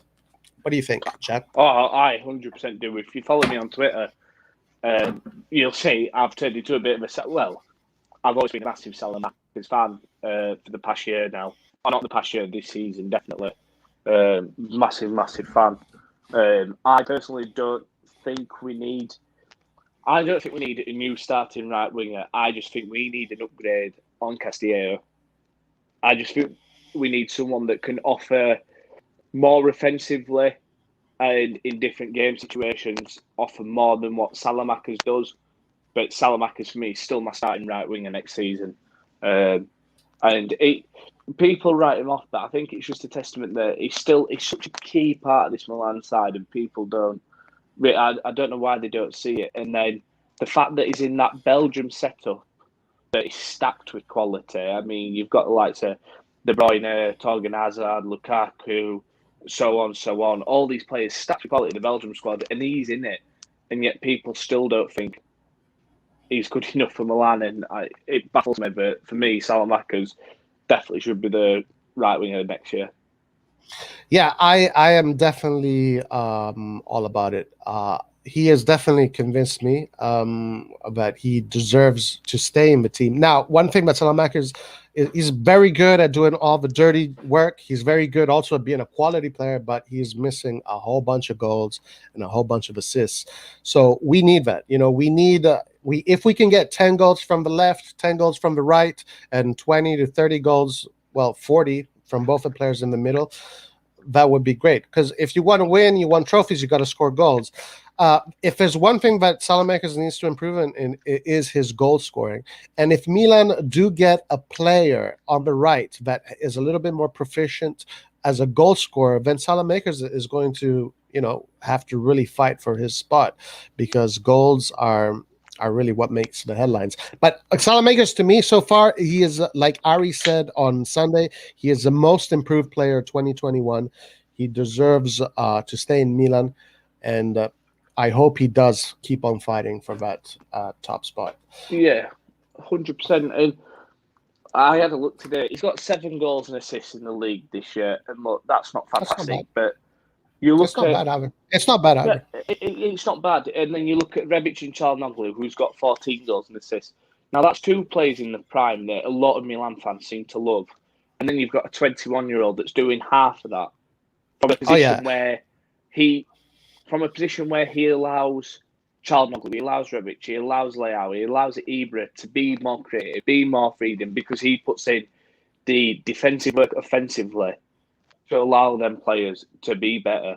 And that's where he doesn't get enough credit. And people always look at goals and assists, but past few games, I've been tearing my hair out because he could have had 3 or 4 assists in these past few games, but the finishing's actually let him down, and then his numbers would look a bit better, and people would be like, oh, Salamakers is fantastic. People just are so quick to look at stats and think, oh, they're not there, but then they don't look at chances created, they don't look at what they give the team, they don't look at the work rate that Salamakers puts in to allow Çalhanoğlu to have that freedom, that allow Rebic to have that freedom, and that's what really winds me up. People are just so quick just to look at stats and nothing else. You definitely make a good point there. Rebic, terrible goal form this year. terrible. Çalhanoğlu, terrible. And this doesn't help Salamakers. That's true. That the fact that they haven't, achieved what their average should be also affects Salamakers. That is definitely true. Let's see. Eastbourne says there's no way Napoli are going to drop out of the top four with their current form. So it's going to be Milan and Juve, most likely Milan 70%, Juventus 30% to go top four. Now remember that Milan has the head-to-head against Juve, and Milan has the head-to-head against Napoli too. So Milan is in definitely advanced favored situation. Yeah, Udinese have just scored now, so I wouldn't say Napoli have got the 3 points just yet. That's 2-1 now, so anything can happen, but we're in the driving seat, like I said, as long as we win. We're actually more in the driving seat than what Napoli are, in my opinion, because we've got the head-to-head on them too. So as long as we take 3 points tomorrow and 3 points on Sunday, that's all that matters. And in a way, it is just one game at a time. But right. The next 2 games, if we finish same points as Napoli and Juventus, it doesn't matter. We go in front of them. Yeah. So big advantage. Carlo Moretti says to Salamakers, he can only get better if he starts to score more goals and assists. He'll end up a top player. Wow, nice. You said, did you have something to say? No. Yusuf Shinkar says squad depth is so important. We need, yes, for sure. And this is where this summer is going to be key. We need to get that depth. Eastbourne says Salamakers is not good technically, a winger. Now, he's technically not a winger, or he's not good technically as a winger. As a winger, should be good technically and making quick decisions and good with shooting. Just look at Icod and Mafius. Now, I agree with Eastbourne here. A winger should do that. A winger should be an attacking player and a player that is like Berardi. He's always scoring goals. He's always creating opportunities. Salamakers is not really playing like that. His role is very unique. He kind of acts as a balancing act in the team, and it's worked. We can't say bad things, but as I know, I will repeat myself. If Milan get a very offensive winger, Salamakers is going to have to really fight for that spot. Yeah, I suppose it just depends on the way that you look at it. Obviously, if Salamakers didn't have to do the work defensively to help like Calabria or to allow Çalhanoğlu to have the freedom, I'm sure he would chip in with more goals. I agree, finishing needs a bit more work, 100%. But the rest of it, I think he's getting better week on week with his decision making, the quick decision making, especially like, just for example, and this isn't week on week, this is way back to the start of the season when we went for the first goal against Inter, when he started the counter attack. It was a quick turn. He passed it to Çalhanoğlu, very quick, snap decision making. Then Çalhanoğlu sent Leao off on the way, and then we know what happened then. And there's been many times this season where his decision making is actually quite good, and he's got such a great range of passing. I actually think he'd be interesting to see as a number 10 because his range of passing is that good. And I think that'd be an option. He does like to roam in that area a lot, right? Salamakers is a player that likes to chase the ball. You'll see him chase the ball and get involved. You'll see him on this side. You'll see him, when the team attacks, you see him play all over the spot, which is the characteristics of the number 10. You're right. Yeah. No, I mean, I yeah, go ahead. I just think if he had more freedom to be more expressive attacking offensively, then we would see more goals and assists. But I don't know. I don't know about that. I'm not sure about that. Personally, I believe it, but so you're going on faith. You're going on faith. Not just faith. I think he's 21, and it's pretty. We started comparing players to Mbappe, to Haaland, generational players. We've started comparing every footballer to under the age of 23, and we're all expecting, which is a mistake. It's a mistake, massive mistake. But we expect everyone to then be at that level. Salamakers is nowhere near Mbappe's level. He never will be anywhere near Mbappe's level or Sancho's level. But he's very good defensively, and it's only going to come with time. And he's chipped in with I goals. He think has so. chipped in with assists, and I think he's created enough chances. And there's been many chances this season where the finishing's let him down, and I suppose that's just what it comes down to. He can only do so much. But if when you take a real look at his game, and I follow him quite closely just because I really like him, I love watching him play. You actually see how much he does for the team offensively too. And I think he's nobody's arguing that. I think he's just a fantastic footballer, and he's only going to get better with age. And like he's only 21, and it's his first full season in Serie A. Coming into he played not even half a year, like half a season last year. Sorry, he only played towards the end of it. So first full season, new league. I think he's doing fantastic. For sure. And also you can assume, usually just by looking at how players develop, that once he starts to get a habit of a goal, once, he gets one to slip in and then another one, then all of a sudden, that's going to be part of his game. You want to hope and you want to assume. 100%. But when you think about it, again, you can just look at the same time. If you just hit that ball that little bit sweeter, any football this is, and it goes in every time, or you make the perfect assist and that then player gets the look of finishing it, then the numbers start racking up. And football is so much more about goals and assists. And I know you know that, Rob, but I'm talking the social media type of fans these days that only base everything on goals and assists. And we agree on that. We agree on that for sure. I definitely agree that Salamakers has taken his that right wing. He's made it his, and tactically and functionally, I can only give him praise. Anyway, Christian Pazmino says, to me, most improved players are Alexis, Salamakers, Calabria, and Kalulu. I think. Yeah, go ahead. Yeah, I'd agree with that. Back Lulu, I don't think he can really say the most improved player when we didn't see him last season, because he only signed this year, so you can't really base it off that. And he only had that.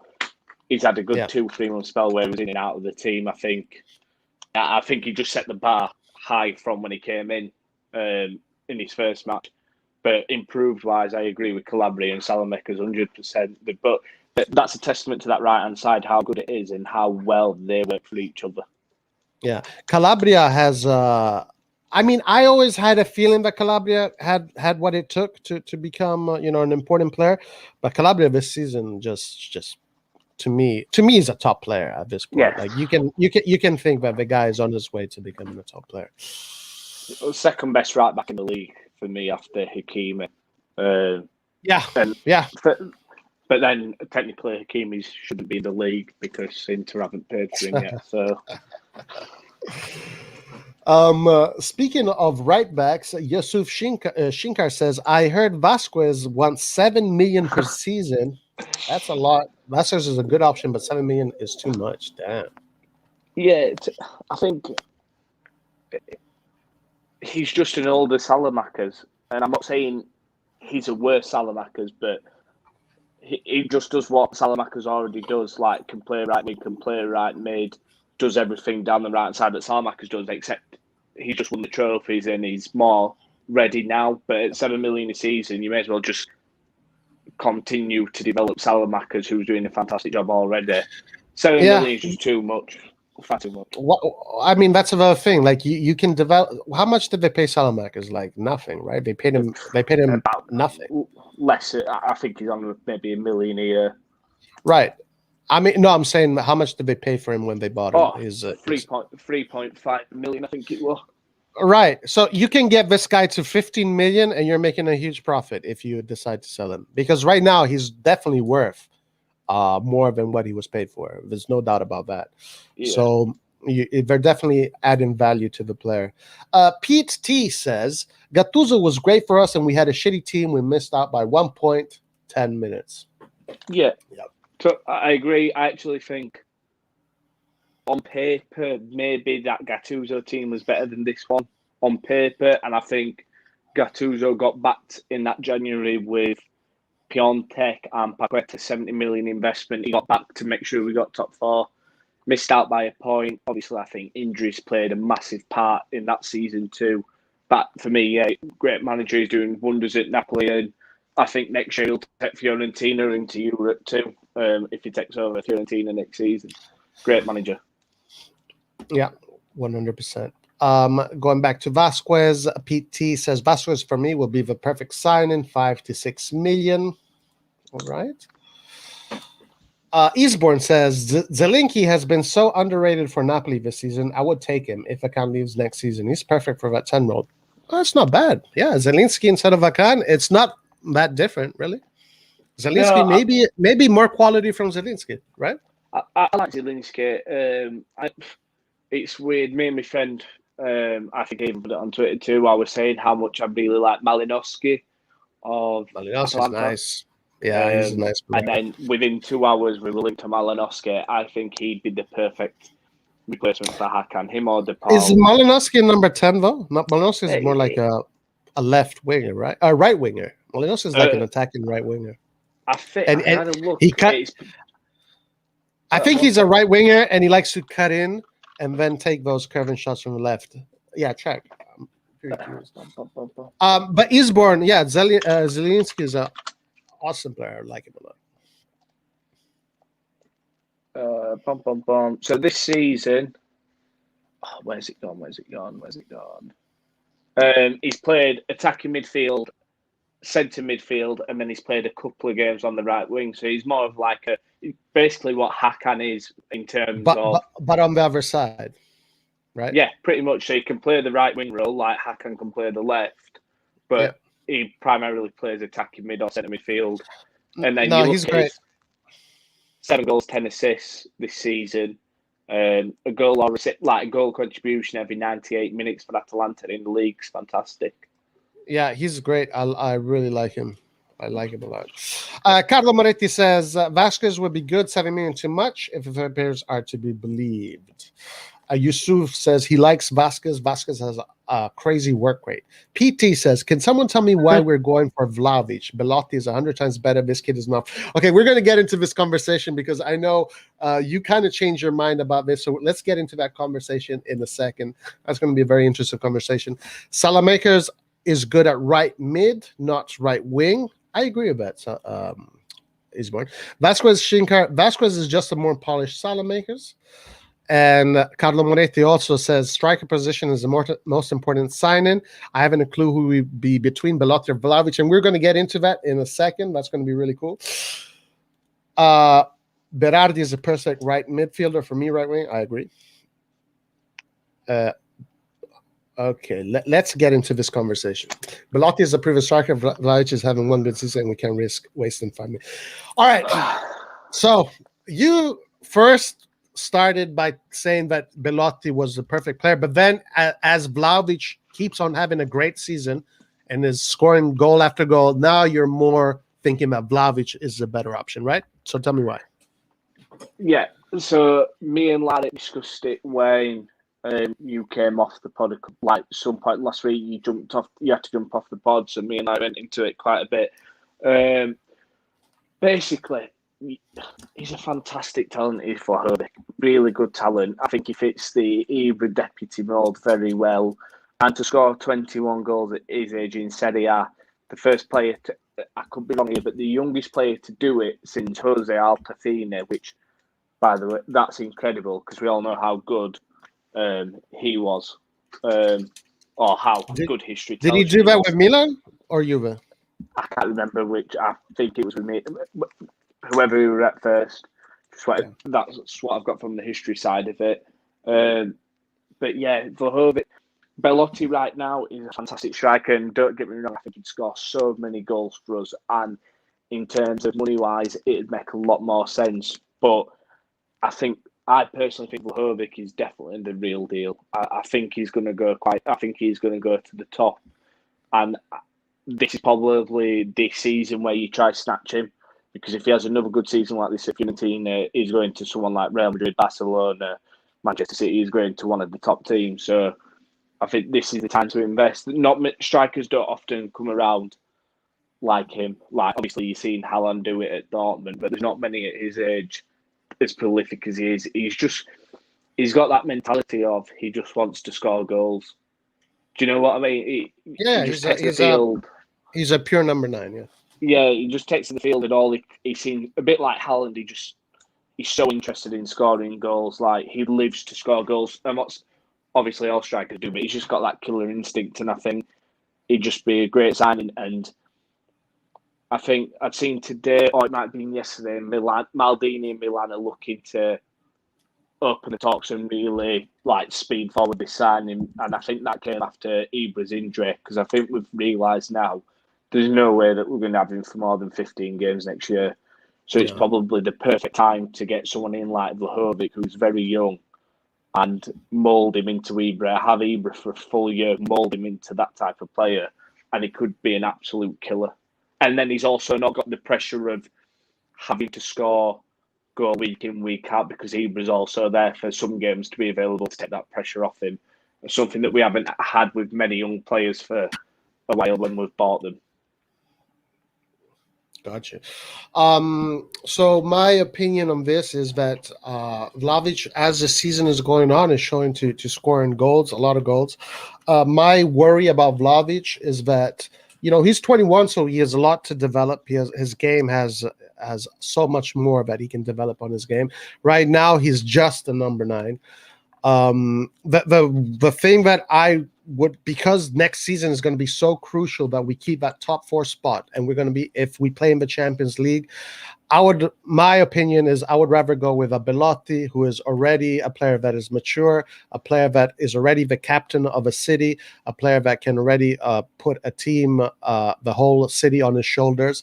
So a player of that caliber who's just 27. And so that means 27, he probably has about 6-7 years left at top level.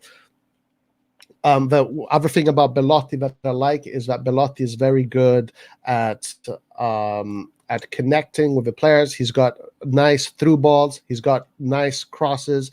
He can sacrifice. He's the typical Italian national player that plays for the team, sacrifice. And he's already there. He's already reached his peak. It's not with Vlahovic, like, it looks like his trajectory is going up, but we don't know. Maybe things can change. We don't know. The other thing about Vlahovic that worries me a little bit is something that we also discussed on Sunday, is that Vlahovic, scoring goals in Fiorentina is not the same as scoring goals at Milan. And I was referencing this conversation that Allegri had on a TV show in Italy, where they asked him, where was it more difficult to play, at the Allianz Arena or at the San Siro? And he said that the San Siro was just miles more difficult. The San Siro, the pressure that the people give on you, the weight of the stadium, the weight of the ball is completely different. He actually says it's easier to play at Juventus than to play. Sorry, it's easier to play with Juventus at the Allianz Arena than Milan with the San Siro. So these are all factors that I'm putting together. And Vlahovic could maybe succumb to that pressure, or he could take a little bit more time to adapt. So that's why I would go for Belotti. Just a better. I still have plenty of years. A player that has the experience. He charisma, character, technique, goals, assist, crosses, filter. The one thing that you are 100% right about, which is the thing that kind of makes me want to regret if we don't get Vlahovic, is that Vlahovic could potentially become a great player. And then his price range is going to go up to 100, 120 million, and then we will miss out on him. That is definitely something that we have to be careful of, for sure. But for me, Belotti still edges that competition. I'm so 50-50 on it. Also, me and Larry kind of discussed it, was, even if he only scores 10 goals, whether he's at Milan or age of 22, averaging 15 goals a season at that age is still phenomenal. Okay, yeah. Sorry, the line kind of went in and out. Can you repeat that? Yeah, so the way that me and kind of discussed it was, he scored 21 goals so far this season. Obviously, there's still 3 games left. I think Fiorentina might have 4, I could be wrong. But even if he only scores 10 goals next year, whether that's at Milan, whether that's at Fiorentina, That's 30 goals in 2 seasons by the age of 22, averaging 15 goals a season, still phenomenal. I think and that's kind of where Belotti was at, age where he was scoring 15 goals on average a season, and that's what he's still doing. Now, don't get me wrong, I think Belotti is also the perfect player that we should sign, and he's a lot cheaper, but in terms of investment for the future, I think we've got to get one of these young players right at some point that we invest in, because we've had some big misses like Paqueta. People may argue Leao. You could argue, I forgot his name. There's a couple more that you could argue. I suppose Caldara, in a sense, you could argue that we've missed on that one when we signed him. We were 23, I think. So, yeah, Conte, another one. I think we're overdue. Silva. I think that's the one that we're looking for. I think we're overdue a big money signing actually working for us. And I just feel like we are. I was so against Vlahovic myself, so against it. I was like, no, we can't do this. And then I've just watched him week in, week out now for the last few weeks. I'm just thinking, wow, what a player. Perfect striker for us. Perfect. Yeah. One thing that I was thinking that, if, we have Ibra fit, having Ibra and Vlahovic as your two pairings, that would be good, because Vlahovic with a player like Ibra that is very good at assisting, other players, very good with those layoffs and opening spaces. Now, a player like Vlahovic would benefit so much with a player like Ibra, and you would have both two players that are big, physical, and that can play the target man very well. So if you put these two players right now in this part in their stages of their careers, that'll be an incredible offense based on Vlahovic's numbers so far. The same thing can be said about Belotti. And if you put Belotti and Ibra, then it's culture champagne. It's going to be culture champagne. I think, I suppose another way you kind of got to look at it is, say, for example, we sign Belotti, then you've got two big characters in Belotti and Ibra fighting for place, whereas Vlahovic is still young and still developing, and Ibrahimovic is his idol. I'm pretty sure Vlahovic would have to kind of take that step on the bench every now and again to learn from Ibra, whereas Belotti will be wanting to play week in, week out, because he's in prime and he'll have the 2022 World Cup on his mind that next season. So that is definitely something involved in it. Yeah, Belotti, obviously, and also if you have a Belotti, why keep him on the bench? I mean, what a waste! What a waste to keep Belotti on the bench. While Vlahovic is still so young, so he still has. It's still, he should be humble enough to realize that he needs to learn. But let's say you do get. I think he would be humble enough to happily sit on the bench because Ibrahimovic is his idol, and I just don't see a player like Bill willing to sit on the bench prime years, and also having someone like Ibrahimovic on 7 million a year next season plus Belotti's wages to keep one, and going to be one, I think. If Belotti, let's just play make believe right now. If Belotti were to come to Milan and you both have Ibra and Belotti fit, and you do obviously want to create a formation in which they both play together, how would you set it up? With Ibra and Belotti? Mm-hmm. Did you say? I don't think you can have both of them in the same lineup. I think it'd be difficult. I think you'd just have to go sort of like a flat 4-4-2. Right. Yeah, that's what I'm thinking. So I think it'd be too hard to get them both in there. I think Vlahovic is a tiny bit different to Belotti and a tiny bit different, but still fits the Ibra mold. So, I don't know. I think if you had to play one of them up top next to Ibra, I think Vlahovic could make more sense just because he offers something a bit different, where I think Belotti's already very similar to Ibra, if that makes sense. I agree and disagree. I think with Belotti, you would have more quality. So the team would hold the ball better. And I think Ibra and Belotti, those combos are going to be like, just like champagne. It would be incredible football. But I agree that a 4-4-2 like this, I mean, that's good, guys. That's a fucking good team. That's a good team. Even Vlahovic. I'm not saying different Vlahovic, but why wouldn't Belotti and Ibra be able to play together? I mean, even though they have similar characteristics, but Belotti can also be the prima punta and Ibra the seconda punta, and then they can interchange. Yeah. I mean, that would be a super formation.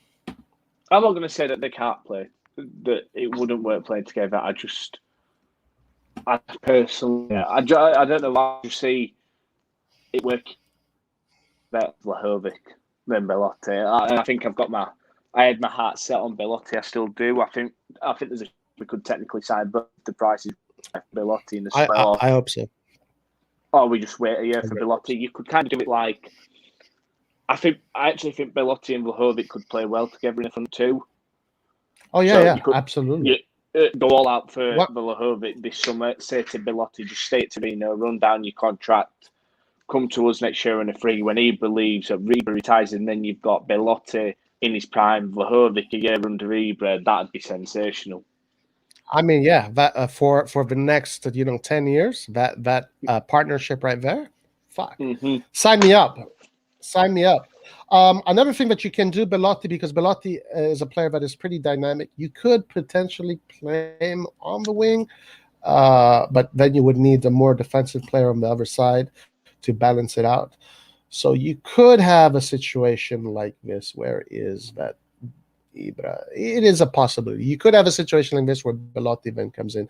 But yeah, we'll see. We'll see what the market brings. All right, let's see what our friends are saying. Pete T says the only reason Belotti isn't coming is because he's not going to sit behind Ibra on the bench. I think Milan should go for players who can provide that versatility. It's a modern game. Clubs like Bayern, Man City have been great because most of the players are versatile and play in different positions. Yeah, that's true. That's true. Comiso is not going to sell him cheap. Comiso is they're all shit, man. I hate them all. Antonio says Vlahovic has Fiorentina on his shoulders, Roy. Yeah, I that without Vlahovic this year, Fiorentina will probably be relegated. Them 21 goals are probably, especially the second half, it's really, really saved Fiorentina from being in the bottom three. Yeah. Man, what a that club. Hilary O'Cauley says Belotti, De Paul, Icone, Diaz, Tomori, and a decent. I mean, wow, that would be a crazy transfer market. And a decent left back, all good. My only worries is that Pioli likes Vlahovic a lot because of his Fiorentina days. Yeah, Pioli has definitely showed a lot of interest in Vlahovic. You're absolutely right there. Pete T says we need to not waste money straight away, focus on reaching 1 or 2 more Champion Leagues and generate more funds and then go for the big games. Yeah, I kind of agree with that. What do you think of Mancini as a coach? I think he's done a good job at club level. There's no doubt about it. Like winning Manchester City the first Premier League title, I think.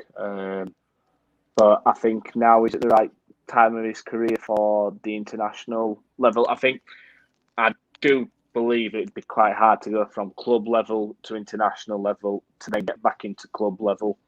If I'm not wrong, Marcello Lippi tried it and it just didn't work out for him. I don't think Lippi did. No, Lippi went to national, then he went to China. Yeah, but and he won every. It was club first, wasn't it? And then he went to international. But no disrespect, Lippi's a great manager, but he went to China and saying that's not good. I mean, that was the end of his career anyway. Yeah, and I just think Mancini, I'm not saying he's at the end of his career, but Mancini still has I do think when managers turn to international football, that's when they start to think about life after football, if that makes sense. Right. Yeah. Not but in a negative way. I don't think Mancini is there yet because Mancini is. I don't think he's not even 60. He's still 50. He's in his 50s. Yeah, Mancini is still young. He's still his hair is still there's still some color in his hair. Antonio says Belotti works hard, but Vlahovic is a better scorer, so I want him. I don't know if I agree with that. Mr. Antonio. I do not know if I agree with that. Do you think Vlahovic is a better scorer than Belotti? I mean, we've only seen Vlahovic one season. Can we really make that assessment right now? I think in terms of actual finishing right now, I'd say his finishing looks better. But in terms of goal scoring, obviously, we need to see a couple more seasons of it. But the way that he actually finishes the ball, I think he's just ahead of Belotti. Like as a number 9, you mean? Yeah, I think like a prowler in the box. Just in general, I think obviously a couple more years of this goal scoring form, we'd be saying yeah, he is. But I think in terms of actual goal scoring, take about how many. But what I mean is put both in the box and send the ball into the box. Vlahovic is finishing it more times than Belotti is, in my opinion. All right. Okay. Yes, it's between these two players. PT says Belotti has scored 20 plus goals. The season Torino is really bad. That's a good point. Eastbourne says, did you guys read about Salernitana? They got promoted to Serie A, yes. And I guess what Lotito is their owner. It's allowed to own 2 Serie A clubs? No, he's got 14 days to sell one of the clubs. Otherwise, I believe Salernitana will not be allowed promotion. Damn. So, yeah. He's got 13 days now to sell one of the clubs. That's crazy. PT says, bring Belotti, De Paul, and Berardi. We will challenge for Scudetto. Yes. Fuck yeah. God damn it. De Paul, Berardi. Hell yeah. We can't think about winning Champions League at the moment. Yeah, you're right. We have to ease into that Champions League. Yeah. Eastbourne says, Vlahovic still needs time and hope he's not one season wonder. He might end up like Piatek. So it's a risk, and considering Pioli is not good at developing young players. Do you have anything to respond about that or not? I do personally think it's a bit harsh saying that Piatek was a one season wonder, personally. But I think obviously he did a great first season in Serie A, first half at Genoa, second half with us. But then when he came his second season with us, he only got half a year, and he was playing under his second and third different manager. So it was all messed up. And I just don't know I don't really know how he's getting on in Germany now. I think it's a bit harsh to call him a one season wonder because he was a very good goal scorer. He was a clinical goal scorer. I just think he's going through one of them rough spells that a lot of players go through. Yeah. PT says, don't take a risk with all our Champions League funds. We will have 100 to 120 million to spend. That's good. We need proven talent, not risk, because one player has one good year. I agree with PT. PT, we're going to need 2 strikers. Ibra is going to only give us half a season. I mean, let's get Belotti and Vlahovic. Let's get them both, and let's make everybody happy about that. Yeah, no, I do think we'll need 2. Yeah. In my opinion, Carlo Moretti says, I think Belotti will be more likely. If Commisso wants 60 million, then that's too big a risk. Yeah, I've seen that it says that they want 60 million, but I just don't think he can demand that. I don't think he'll get that. So we'll just have to see. And it's all up to the will of the player too. He could be really stubborn and try force his way. Does he really want... At his age, he should already be thinking about after the season he's had playing European football, and I don't think Fiorentina are going to be able to offer him that. So I think he'll be trying to force a move, especially if Milan come knocking and a chance to play under Ibra. Yeah. Nonzo Egbuna says Roma have Dzeko and Mayoral. And another thing that we got to watch out for is that, Mourinho might want to go for Belotti. So there might be a little, and Vlahovic too. Mourinho is going to have his demands. And it's something that we have to look at as a real threat there. Roma have Dzeko and Mayoral. Yeah, Belotti is one of their targets. Next season, Ibra should take the back seat for Belotti. Belotti is better for Milan than Vlahovic. Not sold on Vlahovic yet. Yeah, that's fair enough. I would prefer a player from another league for the striker position, Eastbourne says, preferably from the Premier League. They have adapted to that physicality, a Lukaku type who would bully defenders and help the team. You know who this made me think of? Osimhen. Osimhen, if he didn't get injured, what a different season Napoli would have had. I was watching Osimhen's last game. Man, what an impact he had on that last game against Spezia. Just 2 goals and an assist. That's a good player. Yeah, he is. I would like. I'm not saying I would like a striker from a different league. I suppose it's an option, but for me, I'd rather have a Serie A proven striker, someone that knows the league already. If it were to be a Premier League striker, who would you pick? I mean, what about Harry Kane? Harry Kane?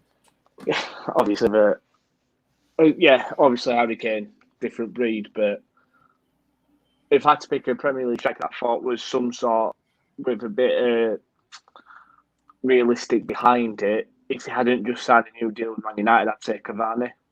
All right, yeah, Cavani signed a new deal, correct. But no, I really just want a Serie A proven striker. Yeah, I think it makes sense. Just someone that doesn't need to adapt to the league, someone that's already in the league. Yeah, no, I agree with you. Andy Caruana says you hate him because he doesn't sell his best players for cheap. Well, I also think that these presidents that like from Fiorentina, Cairo, they're keeping their players prisoners, right? Like Belotti. Belotti has no business being in a team like Torino for all these years. At a certain point, you got to give these players the opportunity to bloom and give them the opportunity to play in the Champions League and to advance their careers. So this is my issue with some of these presidents that are in the bottom half of the league, that they ask these crazy demands and then these players kind of get wasted. No disrespect to Fiorentina. I have a lot of respect for Fiorentina, the fans, the club. No disrespect to Torino. Torino has both Fiorentina and Torino have an amazing history. I have respect for all clubs and all fan bases. It's just the opinions I have regarding. Yeah, I agree with that. I mean, I think Cairo tried charging 60, 70, 80 million for Belotti after he had that 100. Yeah, 100. Even up to 100, some reports said. And it kind of put a back burner on Belotti's career because no one was going to pay that. And then he didn't really live up then to £100 million expectations. And then no one thought, do you know what, we're not going to pay this. And I think they can still get, when they look at how much they paid for the player, they could still make a good profit and then reinvest it in someone or other areas to make their squad better. So keeping the players' will in mind, looking for the best deal that obviously helps the club out and just best deals all round. So I get what you're saying there. I think the owners sometimes can be a bit too greedy and overall it hinders the squad, it hinders the player's future, and then ultimately it hinder his back pocket. I think for someone like Vlahovic, you're looking at 35 million, 40 million, and I think that's a good price. That makes sense. For him. That makes sense. Right. But when you start asking for 60 million, 70 million for a player like that, it's then when it goes a bit too far. And then people aren't going to pay that, and they're just not. And then you're not stuck with him. Obviously, that's a good thing for you, but you actually need other areas of your squad improving, and you can't do that without selling a star player like that, and then ultimately you just don't progress. Yep.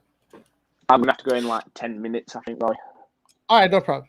I'm going to read a few more, and then I'm going to open the lines, guys. So the lines are going to be open, so whoever wants to come up, say your piece. We're going to do that in a few minutes. Antonio M says, Milan's mindset is focused in youth. Vlahovic is an improving project that embodies the club. I think he would work out. Yeah. We need a workhorse up front that tries to get the ball when he's not receiving it. We have tried the striker that stays up front and it doesn't work. Belotti is our man, guys. Yeah.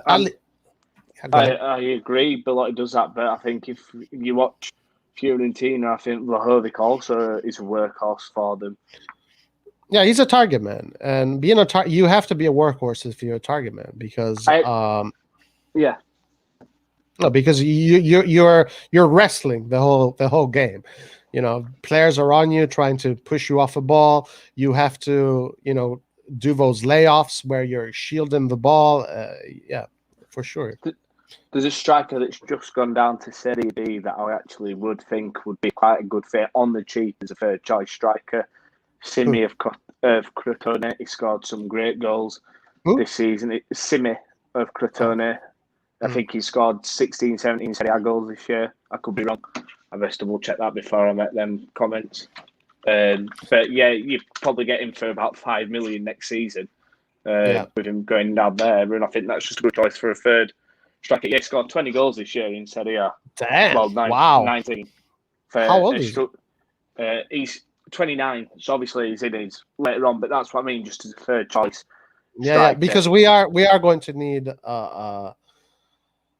even if we have 4 strikers and Mandzukic is the 4th striker, we are going to need more bodies there for sure. Because we've seen it this season. And to score 19 goals for Crotone this season would be woeful. I actually think that's not bad numbers. And Crotone also has this player Aunas, who is on loan from Napoli, and man, what a player! Oh my lord, what a player! This player is another workhorse, dribbler, scorer, assist. Crotone has interesting players. Mm-hmm. If Roma get Belotti, I'm gonna be pissed. They're gonna be top 4 challengers next season. Next season is gonna be even tougher than this one. We'll see. All to be seen. Hilary O'Cauley says Vlahovic might be a 1-season player. We need Belotti, a proven striker with an average striker of 10 goals a season. Piatek must be a good lesson to us. Eastbourne says, do you think it's a good idea to bring players like Hizaya and D'Ambrosio? There's reports Milan aren't going to spend much and will go for free agents. These 2 names have been linked for the defense. What do you think there? I don't think the defense needs a lot of reinforcements. I like Heisa or Hisa, however you say it, as a good option. D'Ambrosio, I'd stay well clear of. I know he's a title-winning player this year, but he's just not for me. No, really not for me. D'Ambrosio, I mean, what? Don't remember how Leao just demolished D'Ambrosio in that derby? Yeah, he's just not for me. Yeah, I agree with you there. I hope not, Eastbourne. I hope that they.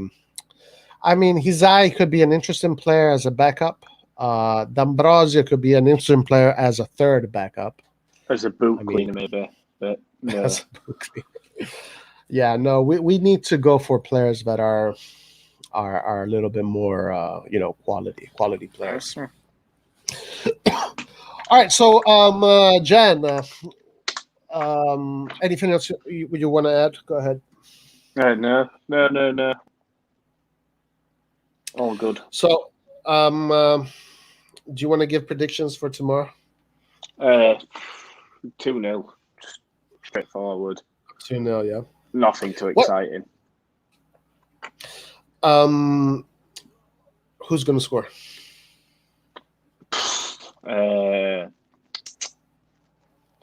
Rebic and Calabria. Let's go with that. What if Castillo scores a brace tomorrow? Fantastic. It means Milan will probably get 3 points. I'm happy. Like I said, now to the end of the season, 6 points all we need. I don't care how the points come, who the goal scorers are, how we play. Just get us back into the Champions League. Nice. Yeah. Yeah. That win against Juventus was an absolute so important. Maybe the most important win of the season, right? Would you argue that? Yeah, definitely. But now it should be in the back of our minds because it means nothing if we don't win tomorrow. Right. It genuinely means nothing. So tomorrow is now our biggest game of the season, and then on Sunday, Cagliari will be our biggest game of the season, and then the week after Atalanta, hopefully, will mean absolutely nothing for our season because we'll have already done the job. And players you can just start like Maldini, Hauge, Gabbia, just start fringe players and just get them some minutes for the end of the season. Yeah. All right, guys. So we got 45 minutes left. 45 minutes left. I'm going to open the lines and let's get here. Anybody who has something to say, guys. Everybody's going to get about 7-10 minutes, and let's see what any subject you want, whatever you want to talk about. Lines are officially open. Yeah, I've got about 5-10 minutes, if that's it'll be good to have a quick conversation with someone. Yeah. Pete T says, Pioli better not pull out front. Yeah, man.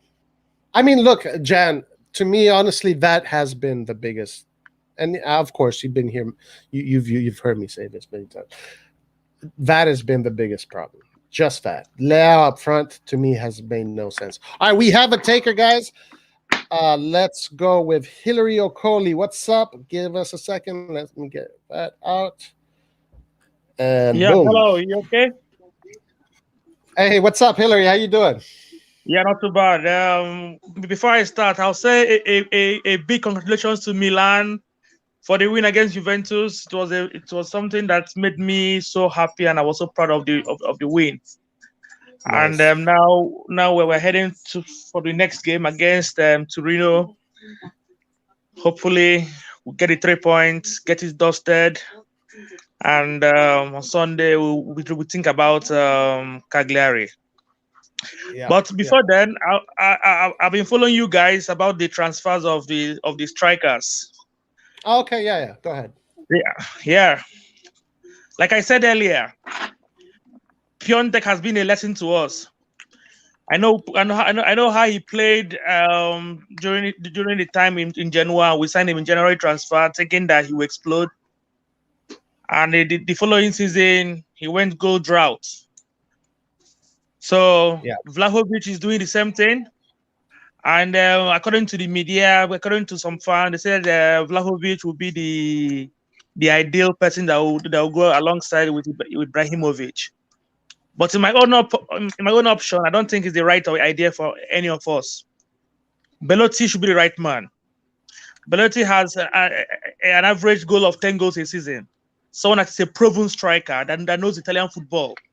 So we need someone like that will come into the system. I know someone, a fighter. And I read the interview with Shevchenko. He said the person that plays like him is Belotti. That should be a lesson for Milan. I read that too. Shevchenko said that the player that reminds him most of himself is Belotti. Yeah. Well, okay, Hillary, I agree with everything you're saying. I'm with you on that. And it is quite a surprise that Piontek did not continue his form, because technically he was just so good. And his diagonals, his goal scorings were amazing. I don't know what happened there, whether it was him, whether it was a system or something, whether it was a management with a business aspect of it. But it was strange that Piontek dipped like that. Very strange. Yeah, I think with Piontek, like I said, he came in and carried on firing for us under Gattuso, and then Gattuso left, and then you hire someone like Gianpaolo, who's very tactical, very technical, wants every player to play a certain way, and that only lasted not even a quarter of the season, and then he gets another manager come in, and then he's got to adapt to a new player under Pioli, and then by the time the next transfer window comes along, Ibrahimovic is here, and obviously Ibrahimovic then just automatically becomes your starter. And it was hard for him to break through. I suppose in a way it's a bit of a weak mentality from him, not to try compete with Ibra, but I actually think he's a good goal scorer, and I don't think we've heard the last of him yet. Yeah. Jan, so Hillary is Belotti, right? Why do you think Hillary? Why do you think Vlahovic would not be able to continue his form next season?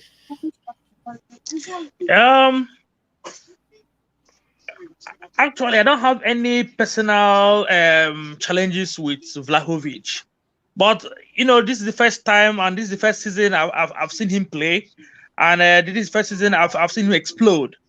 Should I say he's on 23 or 24 goals this season already? And if we sign him because of his current form, what about the subsequent seasons? This is what we need to check. Right. Because if you watch Real Madrid, like Bayern Munich, this team doesn't sign a player just for one season. They watch you, they follow you, then they pounce on you. This is what we need to learn. We don't need somebody that will just explode in one season and you go for him. What happens about his subsequent seasons? Okay, who can tell me what Vlahovic did last season? These are the things we need to check. Let me ask you a quick. Sorry, go ahead. We need someone that will come in and give us that momentum, that belief. Yeah, Jan, you're about to say? Yeah, that's fair, but he's 21-year-old, and you can see so much potential in him. You could also make an argument that who's to say Belotti is going to hit the ground running as he starts for us. Maybe he seems so good because he's a big fish in a small pond. He's not exactly scoring every time he puts on an Italy shirt neither. I'm very pro Belotti, by the way, but I'm just saying you can't just say, oh, Vlahovic's not going to do it in Milan, because there's no proof Belotti's going to. It's with any signing. Sometimes it works, sometimes it doesn't, but Belotti might just seem like a big fish in a small pond. Why haven't all these clubs, like, say, for example, Real Madrid, Barcelona, all these big clubs, why haven't they gone and bought Belotti? Because they could afford him when he was breaking through. And you say that they follow these players and follow these players. If he is that kind of player, then surely they'd have gone and bought him 2 or 3 years ago. Okay, go ahead. Well, no, I mean, I was thinking about that, Jen. You brought that up. I was thinking about, why didn't Real Madrid and these players? And then I'm thinking, I mean, it's so rare that these big European clubs spend that kind of money for an Italian striker. Like, it never happens. You'll never see that happen. If you just take nationality away from it, and like I said, I'm very pro Belotti, but you're talking about someone, this fantastic striker, and you say that all these big clubs, they follow players for season on season. Surely Belotti would have been picked up by now. One of these big clubs, a Premier League club. You look at Everton, how they paid 50 million for Richarlison, 50 million for Sigurdsson. They could have easily come in and paid 50 million for Belotti. I'm not saying or 80 million for Maguire, a defender. Yeah, but they're more than capable. So what I'm saying is, surely he'd have got this move to a club already. And why is it taken to 28 years old, 1 year left? I see what you're saying, but I also see what Hillary said. Because 100%. We don't really know. Like, we know a little bit more about Belotti because we know he's already established himself. But Hillary, you're right. It is possible that Vlahovic comes in and then he has a shitty season. The fans start to turn against him, and then everything goes to crap. But the other thing that John was bringing up earlier, which was a very good point, I thought, was what happens if Vlahovic turns to have another great season next season, and then his price goes up, and then he keeps on having great seasons. Then we would have had missed on him, at his early stages of his career, kind of like stocks. How you invest in the stock. If you miss on the stock too early, then you got to pay a lot more for that stock. That is also something that a risk that we would be taking with a player like Vlahovic, no? Well, anyway, like he said, I'll agree with him. But I remember 3 seasons ago when Cairo, the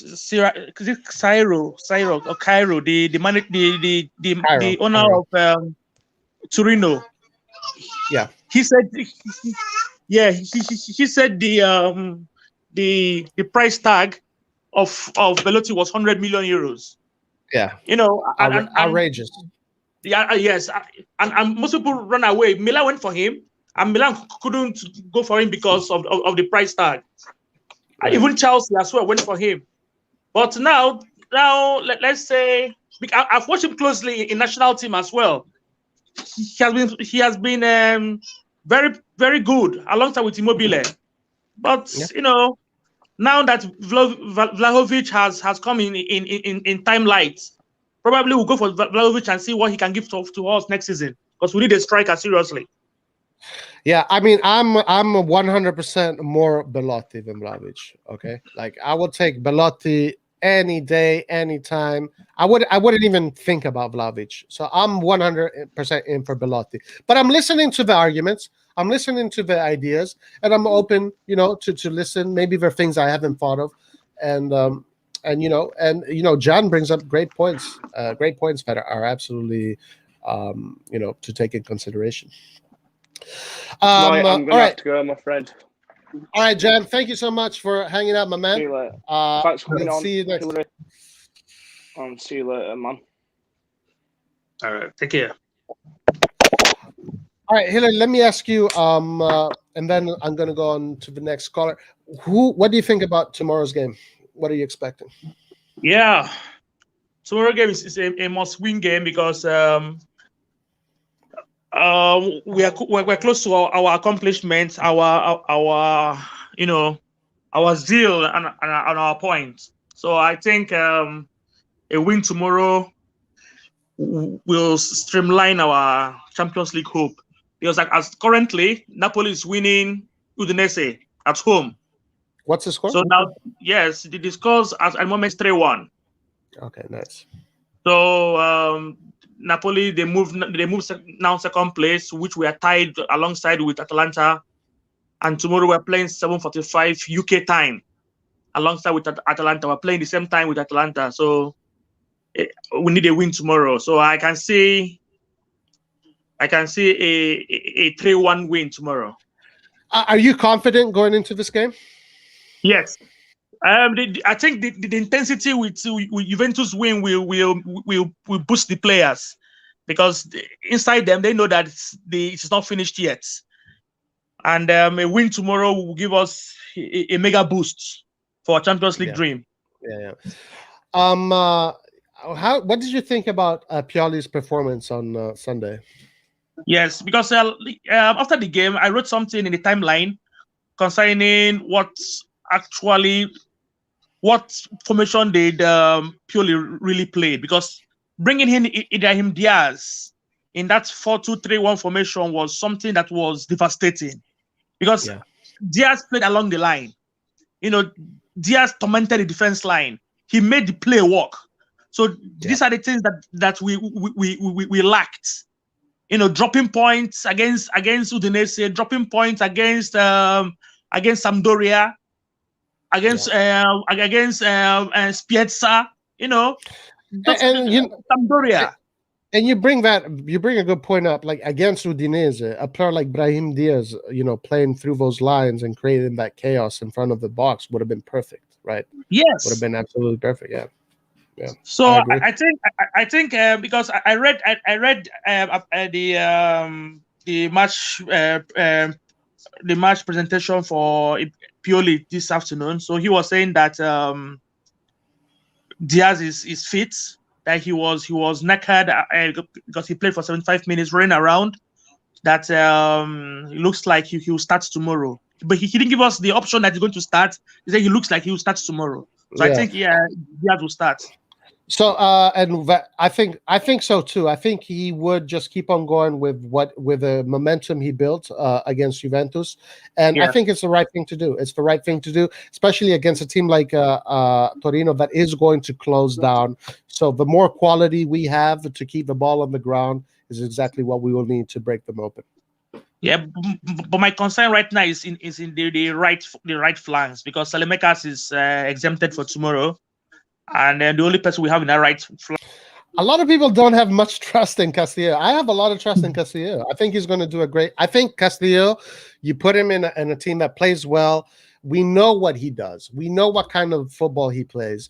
You just put him in the position to play his kind of football, and he will do his part. He will do his part. I'm not worried about Castillo. I'm not worried about anybody. Nobody in the team worries me.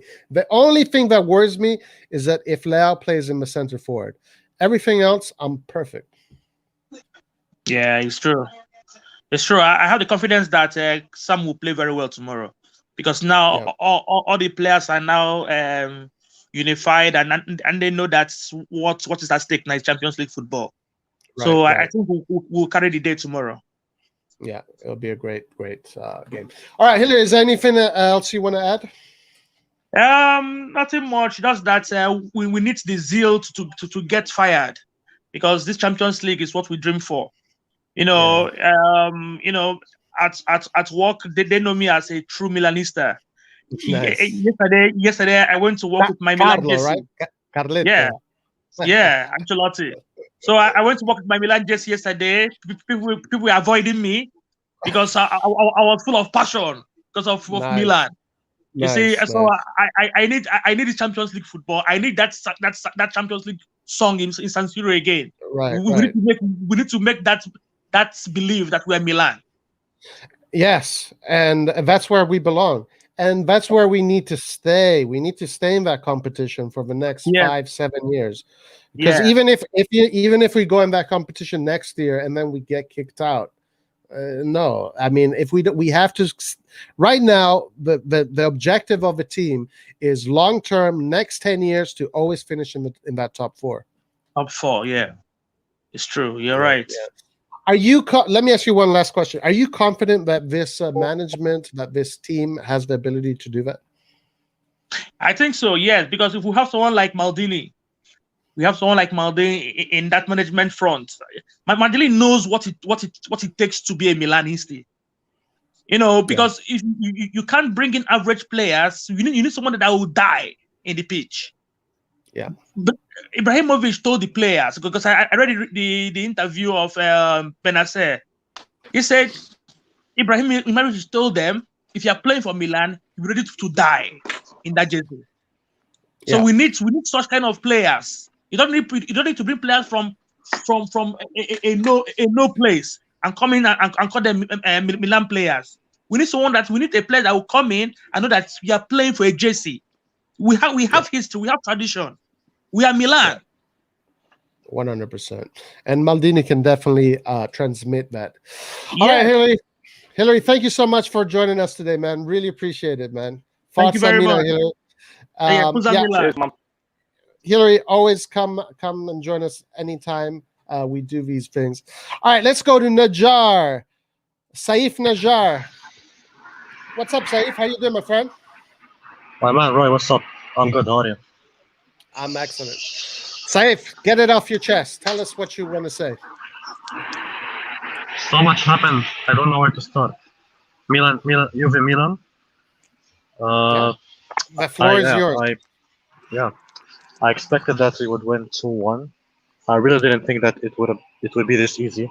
We absolutely dominated Juventus. Oh, they had only one chance in the whole game. That Chiellini one, when Donnarumma misjudged it. Donnarumma pissed me off in that moment, really. But other than that, the team, everyone played his part. I want to give a shout out to. Okay, Brahim Diaz played amazing. Tomori played amazing. Alexis Salmakers. That guy, not many people talk about him because he doesn't have much numbers. These like Jen perfectly said, these social media fanboys.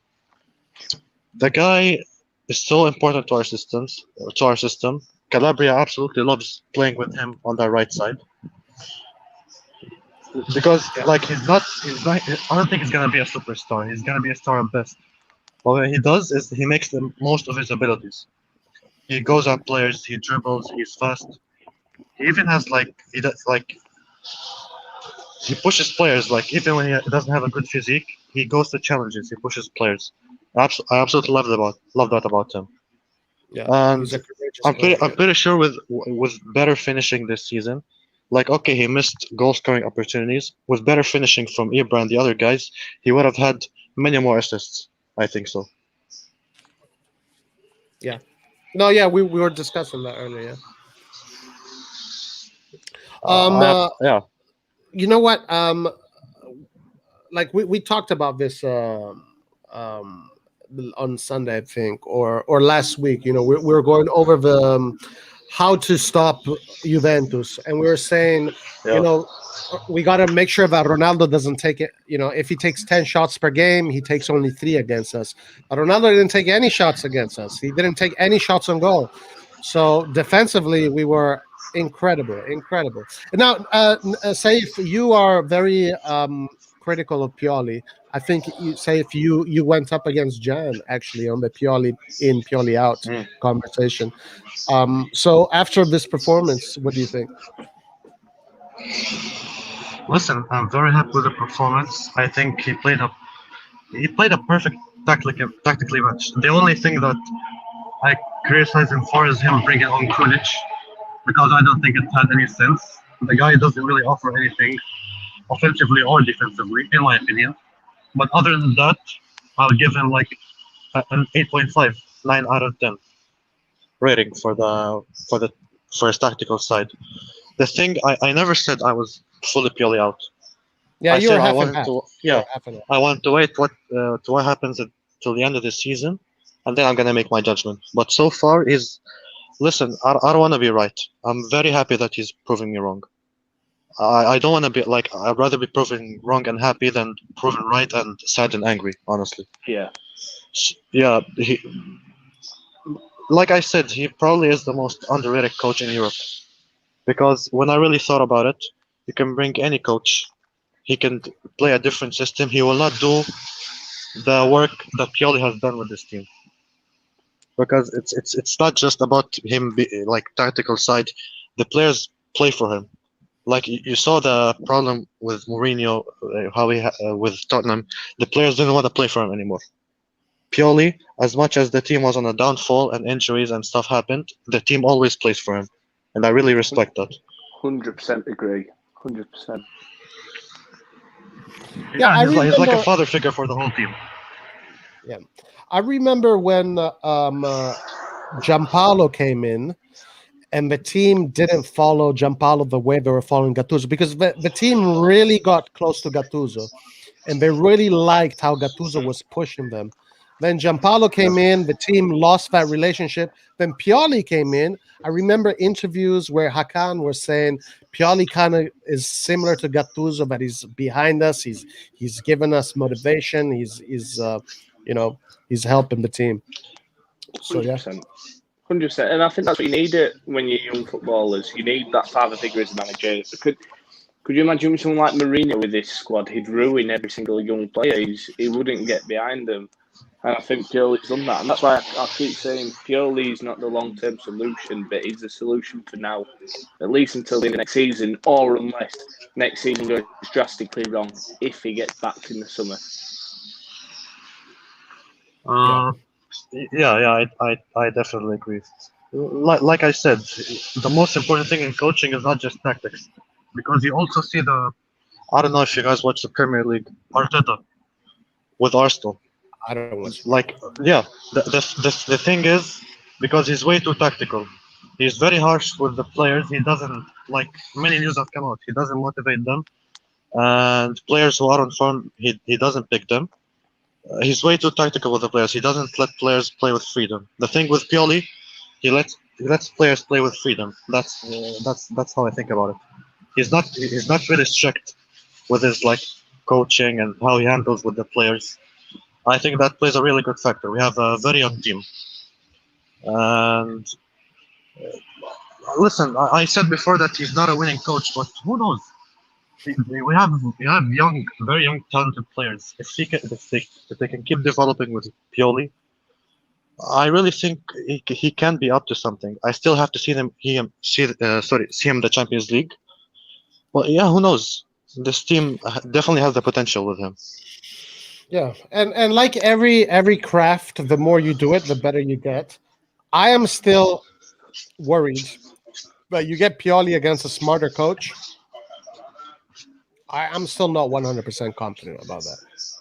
You get Pioli against Tuchel, or a Pioli against Guardiola, or a Pioli against Mourinho, Pioli against all these big coaches. That's going to be a key to see whether or not he is the right person. Yeah, exactly. I think it is to a certain extent, but then you've also got to be a bit fair with if he came up against a Tuchel and a Chelsea squad, miles ahead of us. Guardiola and Man City squad, it's miles ahead of us. Yeah. It's not, but yeah. Then you've got Ole Gunnar Solskjaer, who's second place in the Premier League. Actually quite a good manager tactically, and Pioli outclassed him, really, for the majority of both legs. Pioli outclassed the team is more technical, but Solskjaer had that moment of not brilliance, but that moment in which he caught Pioli off guard with that Pogba substitution, and Pioli did not have answers. Obviously, Pogba is a great player. Nobody denies that. But to me, that was Solskjaer 1, Pioli 0. I think in a way, but then Solskjaer also had the luxury of bringing £120 million player. Yeah, of course. And Pioli had injuries to deal with. So I do get that, but I think for Yeah, the yeah. majority of the two legs, Milan were lucky and Pioli actually, I'd say to an extent, outcoached him. Yeah, and we will see. We will see. Where's that sound coming from? Is that you, Jan, or is that you, Safe? Sorry, that was me. I was near the TV. All right, Safe. What do you think about tomorrow's game? What do you feel is going to happen? In terms of prediction, because Ibra is out, because Salmakers isn't playing, I think Salmak is actually a very influential player in the attacking third. I actually 100%. like to see him more playing than Çalhanoğlu. He does way more stuff than Çalhanoğlu, even though Çalhanoğlu has had like 2 assists against Juve, 1.5. I think Ibra's absence is going to be big. He brings so much stability in our attack, so much balance that unfortunately players like Rebic and Leal don't bring. But I think we're gonna win 1-0. I think it's gonna be actually a very boring game, if I'm being honest, because we know what Torino's like. Torino is gonna defend. Is gonna defend all game. I think Rebic is gonna score early in the second half. If I'm gonna give a prediction. One thing worrying me though is him playing Castillejo. Because I was going to ask you about that. Yeah. Yeah, like if he brings something like before, he used to bring Grinta into the team. He used to actually take shots. Nowadays, I see him play. He doesn't pass well. He doesn't fight for the ball. Every time he gets to challenge, he gets eaten like a biscuit. He doesn't shoot like he did. So I don't really see any benefit. I'd rather see playing Leao playing on the right, or I don't know. Brahim Diaz playing on the right. No. I know. I believe me, it's better than Castillejo on the right because the guy does nothing. No, I disagree with that. I think Castillo is okay. He's not. The best or whatever. He's But terrible. He's terrible. I think I think he's gonna. If he plays, he's gonna have a good game. I think if he plays, he's gonna have a good game. But I would not mess with Leao's positioning. I'm so angry with Pioli because of Leao. But I do agree with you. Diaz on the right could be a solution. Yeah, Diaz on the right could be a solution. Maybe Like if Diaz on the right. Yeah, Çalhanoğlu in the camp position and Leao on the left. I think that could be a solution. That could be a solution. I agree with that. 100%. 100%. Yeah, it's going to be an interesting game. Do you feel confident, or are you a little bit nervous? Oh, I don't want to sound cocky, but I'm very, very confident in the team right now. I think the team has so much confidence.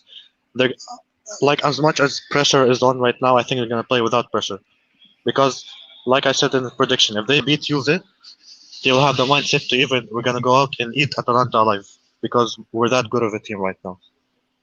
I think the team is gonna go into this game with full confidence, and the only reason I said 1-0 is because Torino is gonna bring a very boring game. But I think we're gonna dominate.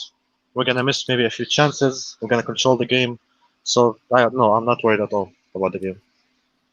Yeah, no, I agree. I'm very confident too. We must not get complacent because Torino has weapons and they can use those weapons.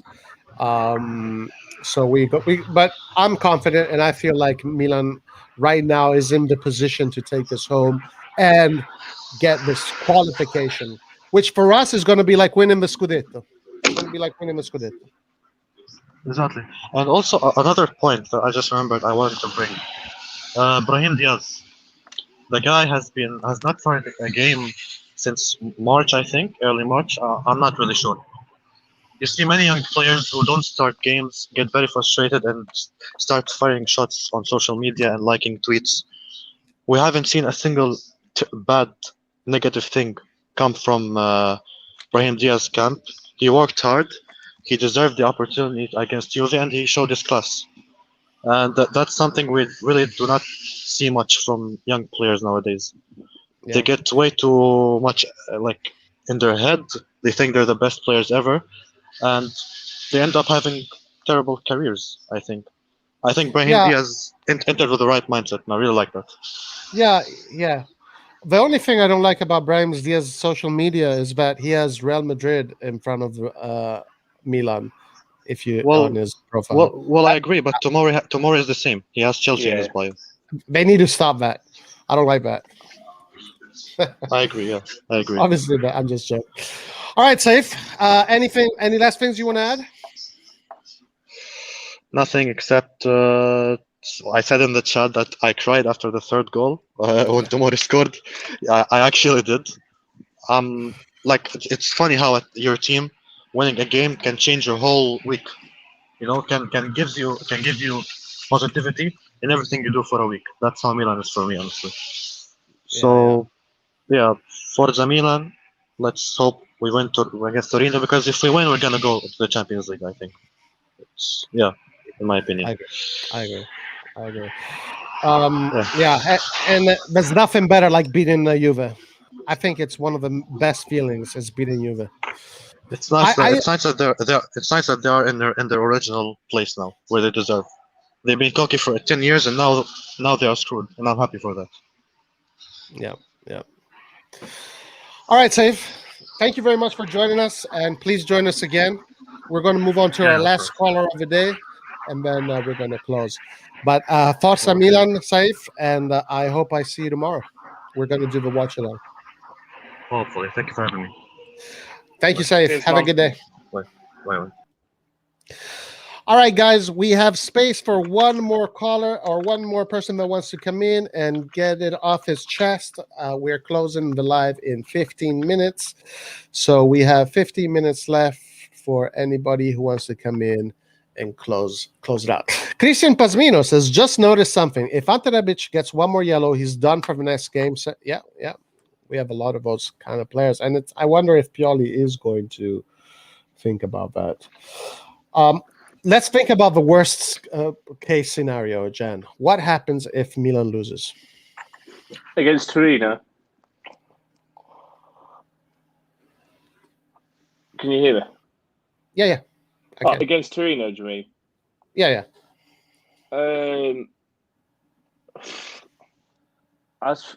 I don't really think there's a worst case. Well, no, there is. If we lose, we'd still stay in the top four, even if Juve win, because they're head-to-head now. And then we're going to Cagliari and Juve playing Inter at the weekend, so we could still even secure it at the weekend. So I'm not too worried. I think there's actually more pressure on Juve now and less on them. Yeah. That's a good point. Even if we do lose, we still have something to hang on to. That win against Juventus still continues to be a massive win.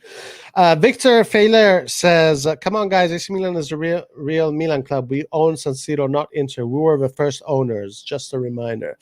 Yeah, that is true. We were there first. That is very true. We're going to go to the champions and where we belong.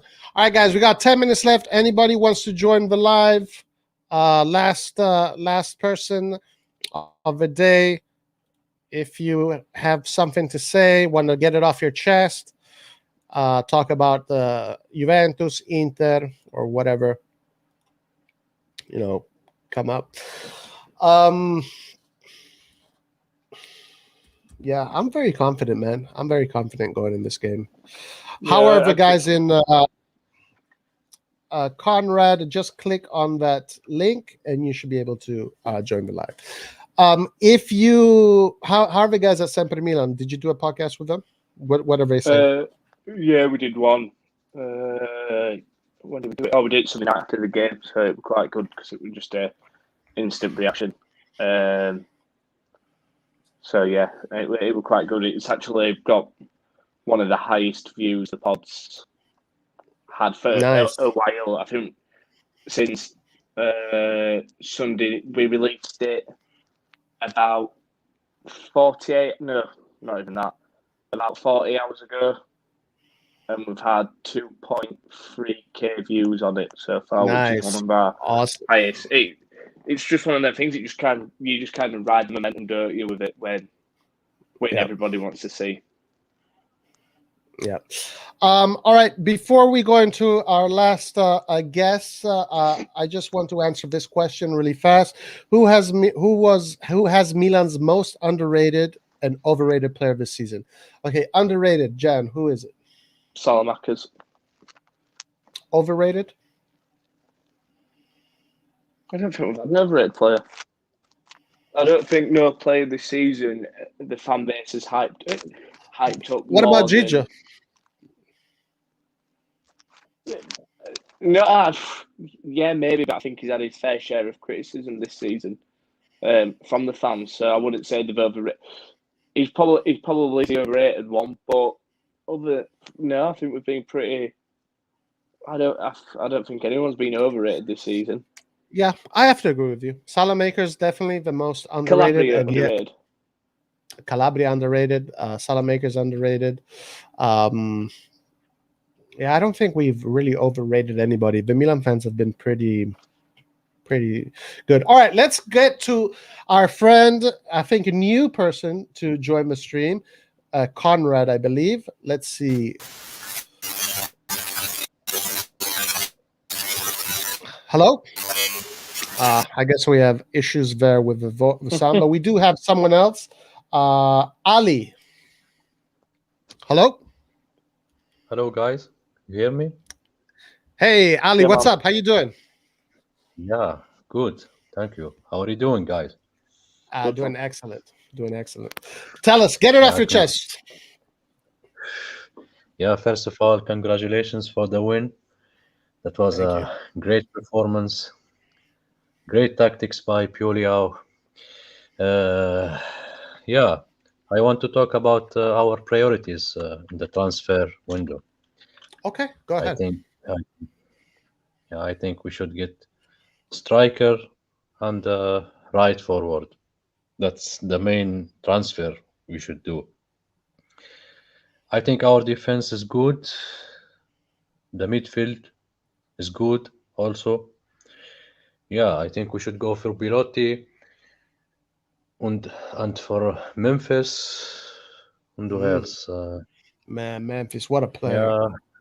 Yeah. Memphis, we should go for Memphis. 50 That's- million. That's a top player. Yeah. What else? Berardi. And there's Berardi, this guy, he play in Rennes. He's 18 years old. He's right forward. He is a good talent. Who? What's his name? But I don't remember the names. The name's difficult, but he plays in Rennes. He's 18 years old. Okay. So this would be a prospect, like a prospect. Yeah, but I think we need ready players like Memphis, players like Bilotti. Yeah, we don't need I agree another with you. Leonardo. I don't know. I 100% agree with you. Right now, we need to get players that have arrived, players that have achieved, that you know can give you some sort of guarantee. So what is your opinion on this whole Vlahovic-Belotti thing? Yeah, I don't know if Vlahovic has enough talent to get us to the next level. I don't know. I doubt it, man. He's a good player. He scored 20 goals, but I don't know what he's gonna do in Milan. Is he gonna perform better than Zlatan? I don't think so. Yeah, I think Memphis can perform better than Zlatan. He's a champion. He can play attacking midfield, left midfielder, central forward. He would be perfect for us. What do you think, Yeah. Jan, of Memphis? I haven't heard your. I don't think I've ever heard your opinion on Memphis Depay. What is your opinion on this player? I think he's a really good player. It didn't work out when he went to Manchester United. I think he's one of them players that suits being a big fish in a smaller pond. That's what type of player he seems like to me. And that's no disrespect to him because he's a great player. I'd love him at Milan, but he just seems like that type of player. He got his big move to Man United. It didn't work out. He's now at Lyon, or is it Marseille that he's at? He is Lyon, and his contract ends this year. Yeah, This his is the contract year of expires. his contract. Yeah, I've seen his contract expire this year, and I just think he's a top player, but I think a lot more clubs would be chasing after him if he was really going to take a club to the next level. It's no disrespect to him, because I really do like him, but I just think he's that type of player that will suit a big fish in a small pond. He'd be perfect at, and it's no disrespect to them, a team like Lazio or a team like Roma or a team like Sevilla. Do you know what I mean? Just a team that's around that kind of area in the league positionings and stuff like that. Yeah. I would love to have the guy, man. That guy is fantastic, right? Technical, physically, he's incredible. I don't know about his character. I'm not sure why he didn't work at Manchester United. I wonder if it had to do more with his, I don't know. But he is the arrowhead for Holland, right? Like, he is the number one player for Holland. We're talking about a team that is huge in the football world, and being carrying Holland on your shoulders is big. I would love to have him. Yeah, I think Keep on going. He does to a certain extent carry Holland. What I mean is if a player like that, you don't let the contract run out. You sell him before you get chance. If he's going to go, you sell him, you get the money for him. Or he's already signed a pre-agreement. You don't go to 2 weeks before the season ends and still do a bad contract in your prime. Yeah, that's the alarm bell side for me. Ali, let me ask you something. What do you think about Salamakers and his growth so far? Yes, he is good at defense. He is perfect for us.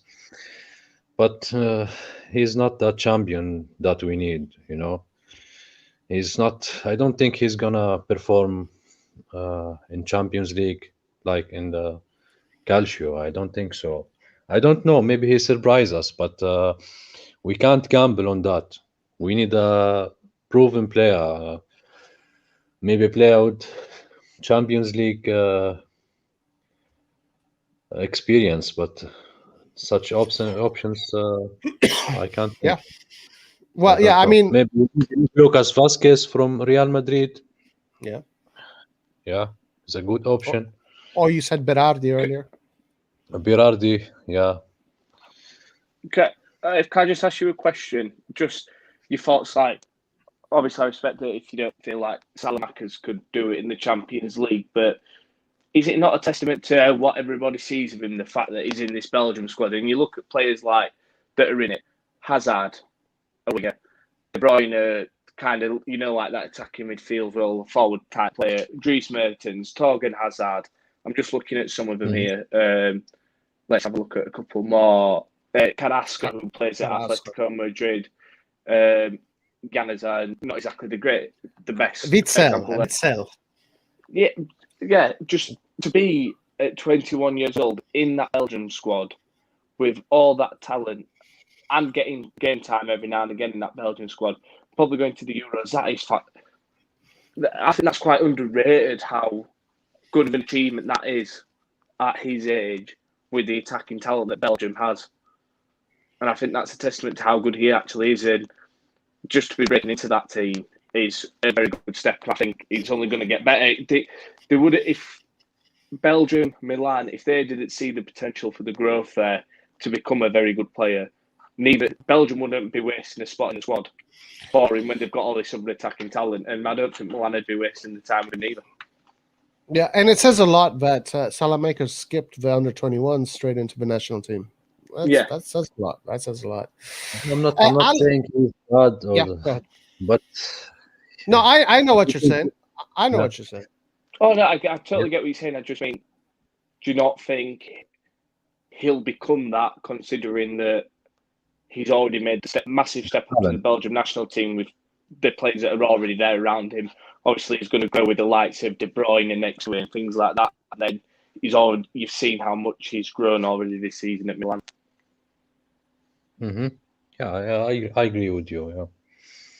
Ali, I want to ask you a question because I remember you were following us last week when I was doing that Juventus Milan preparation thing, and you were, and I was talking about all the players, and then you were the guy who came and wrote a message. Hey, you're forgetting about Diaz, and and Diaz turned out to be what the key player in that game. Very crazy, very, I would say, unexpected solution for Pioli. What was your impression of the Juventus game and Diaz and etc.? Yes, Diaz can play good in closed spaces. He can. I don't think we have another player that can play good in such closed places in the box as Diaz. Yeah, Shalanoglu, I don't think so. He don't have these dribbling techniques that Diaz have. Maybe Liao, but Liao has this mentality problems, man. Yeah. I don't know what is his problem. He's like Balotelli or Yang. Yeah, but I thought of Diaz. Yeah, he can play in closed spaces. He can pass good. He can shoot. Yeah, he's a good solution for us. Yeah.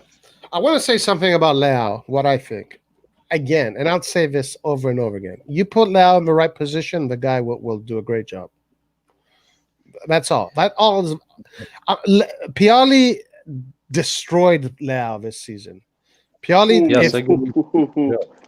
Pioli destroyed Leao's relationship with fans.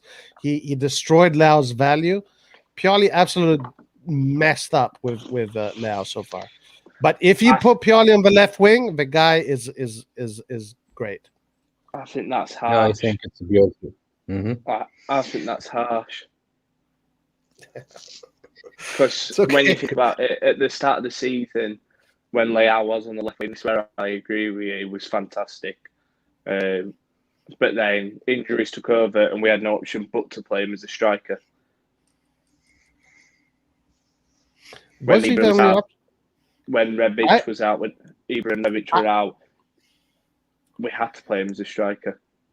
I can't remember. I remember there were moments where he played where Rebic was playing, and Rebic was on the left and Lau was in the middle. Those games there are the games that I'm mostly thinking about. Yeah, I can't get it out of my head, John. I can't get it out of my head. Okay, guys, we got to close soon. I got to go soon. But let me ask you, Ali, what do you think about tomorrow? What are you expecting tomorrow? Do you feel confident? What do you think is going to happen? Yeah, I think we are gonna win easily. Yeah, it won't be a big problem for us. Torino, they can cause problems, but after this match with Juve, yeah, we can smash them. Nice. So you're going in this game quite confident, huh? Yeah, yes. I'm pretty confident. Nice. Awesome. Hey, Ali, since your first time that you've joined us, I haven't asked. I always ask everybody, how did you become an AC Milan fan? I become AC Milan fan 2003, I think so. Yes. Nice. After Juve Milan final Champions League, yeah, I supported AC Milan. Nice. Yeah. And ever since then, I love Shevchenko, man. Shevchenko was my favorite player. Nice. But were you following football before then, or yes, no, but not. Sometimes Champions League, World Cup matches, but not regular follower. Right. Yeah. Nice, man. Excellent. Yeah, but that game there was a crazy game. It was a crazy game. Yeah, I gotta say, I remember Inzaghi's diving header. That was the only chance. That was the only opportunity we had the whole game. Yeah. Yeah, with Nedved was injured from Juve. Yeah, Nedved was injured. We were lucky. I have to say. Right. Yeah. That game. Do you remember that game, John? Sorry, the 2003 Champions League final. Yeah. Yeah. I remember it. One of the worst finals in the history of a game. My dad went to that game. Oh wow! Yeah, that's amazing. It was only the final only half an hour played. Half an hour played away from us. So yeah, but I was very young, so I couldn't go to it, unfortunately. Oh, guys, look at this! Carlo Moretti was there too. Very nice. All right, Ali, thank you very much for joining us. I really appreciate it, and thank you for following the channel. And I see you're often in the comments, almost always there, sending positive. You're a true Milanista. That's awesome. Any last things you want to say? Thank you for this great content, guys. This is really amusing for us, you know. Yeah, I appreciate this content. Yeah. Thank you. Appreciate it very much. Thank you. Yeah. All right, Ali. Hopefully you can join us again next time. Yes. Absolutely. All right. Thank you, my man. Forza Milan. I'll see you again. Bye. Forza Milan. Bye. Jan, any last words you want to say before I got to close? Unfortunately, the real world is coming for me right now, so I got to get to... No, man. Tomorrow is going to be an interesting game. It's going to be that it could be the game that defines, that ends it all. Could be the game that just settles everything in, and we get that Champions League, and we can finally relax and look forward to a great season next year. Did you see the new Milan shirt? Yeah, I bought it. It's coming tomorrow. Nice. What do you give it? I like it on the plate. It looks quite clean. I'll judge it tomorrow when I get it and see how it looks. Nice. And someone was waiting there, I think Ibra or something. When I put you on, there was some crazy sound. That's why I didn't get you on. Well, guys, I appreciate everybody. We will be back tomorrow for the watch along. What do you usually do for your watch-alongs? Do you do watch-alongs, Jan, or what do you do? I know your Twitter is super active during games. I love watching your Twitter. Guys, follow Jan's Twitter, UK_AC Milan. Very entertaining Twitter feed. I love it. I love watching your Twitter during the games. You're always every second you're following. It's really cool. No, normally if it's so like night games, I normally watch with my dad, but other than that. I'm hoping to try and jump on a watch along because I get very, very passionate about it. Very passionate, and there's a lot of swearing in Italian and all sorts. Yeah. All right, guys. Well, thank you very much, Forza Milan. We will see you. We'll see everybody tomorrow. Ari is going to give us a beautiful review again. I think Laert is going to be joining us tomorrow. Ari is going to be joining us tomorrow. Everybody else. And then we're going to have another live on Friday, Jan. Friday is going to be our pre-live prior to Cagliari. So if you can, please join us. Yeah, man. Okay, we'll see what happens. Yes, sir. All right, guys. See you later, mate. Have a good one. Ciao. All right, guys, I'm going to close it out. Everybody, buonanotte, Forza Milan. Ciao.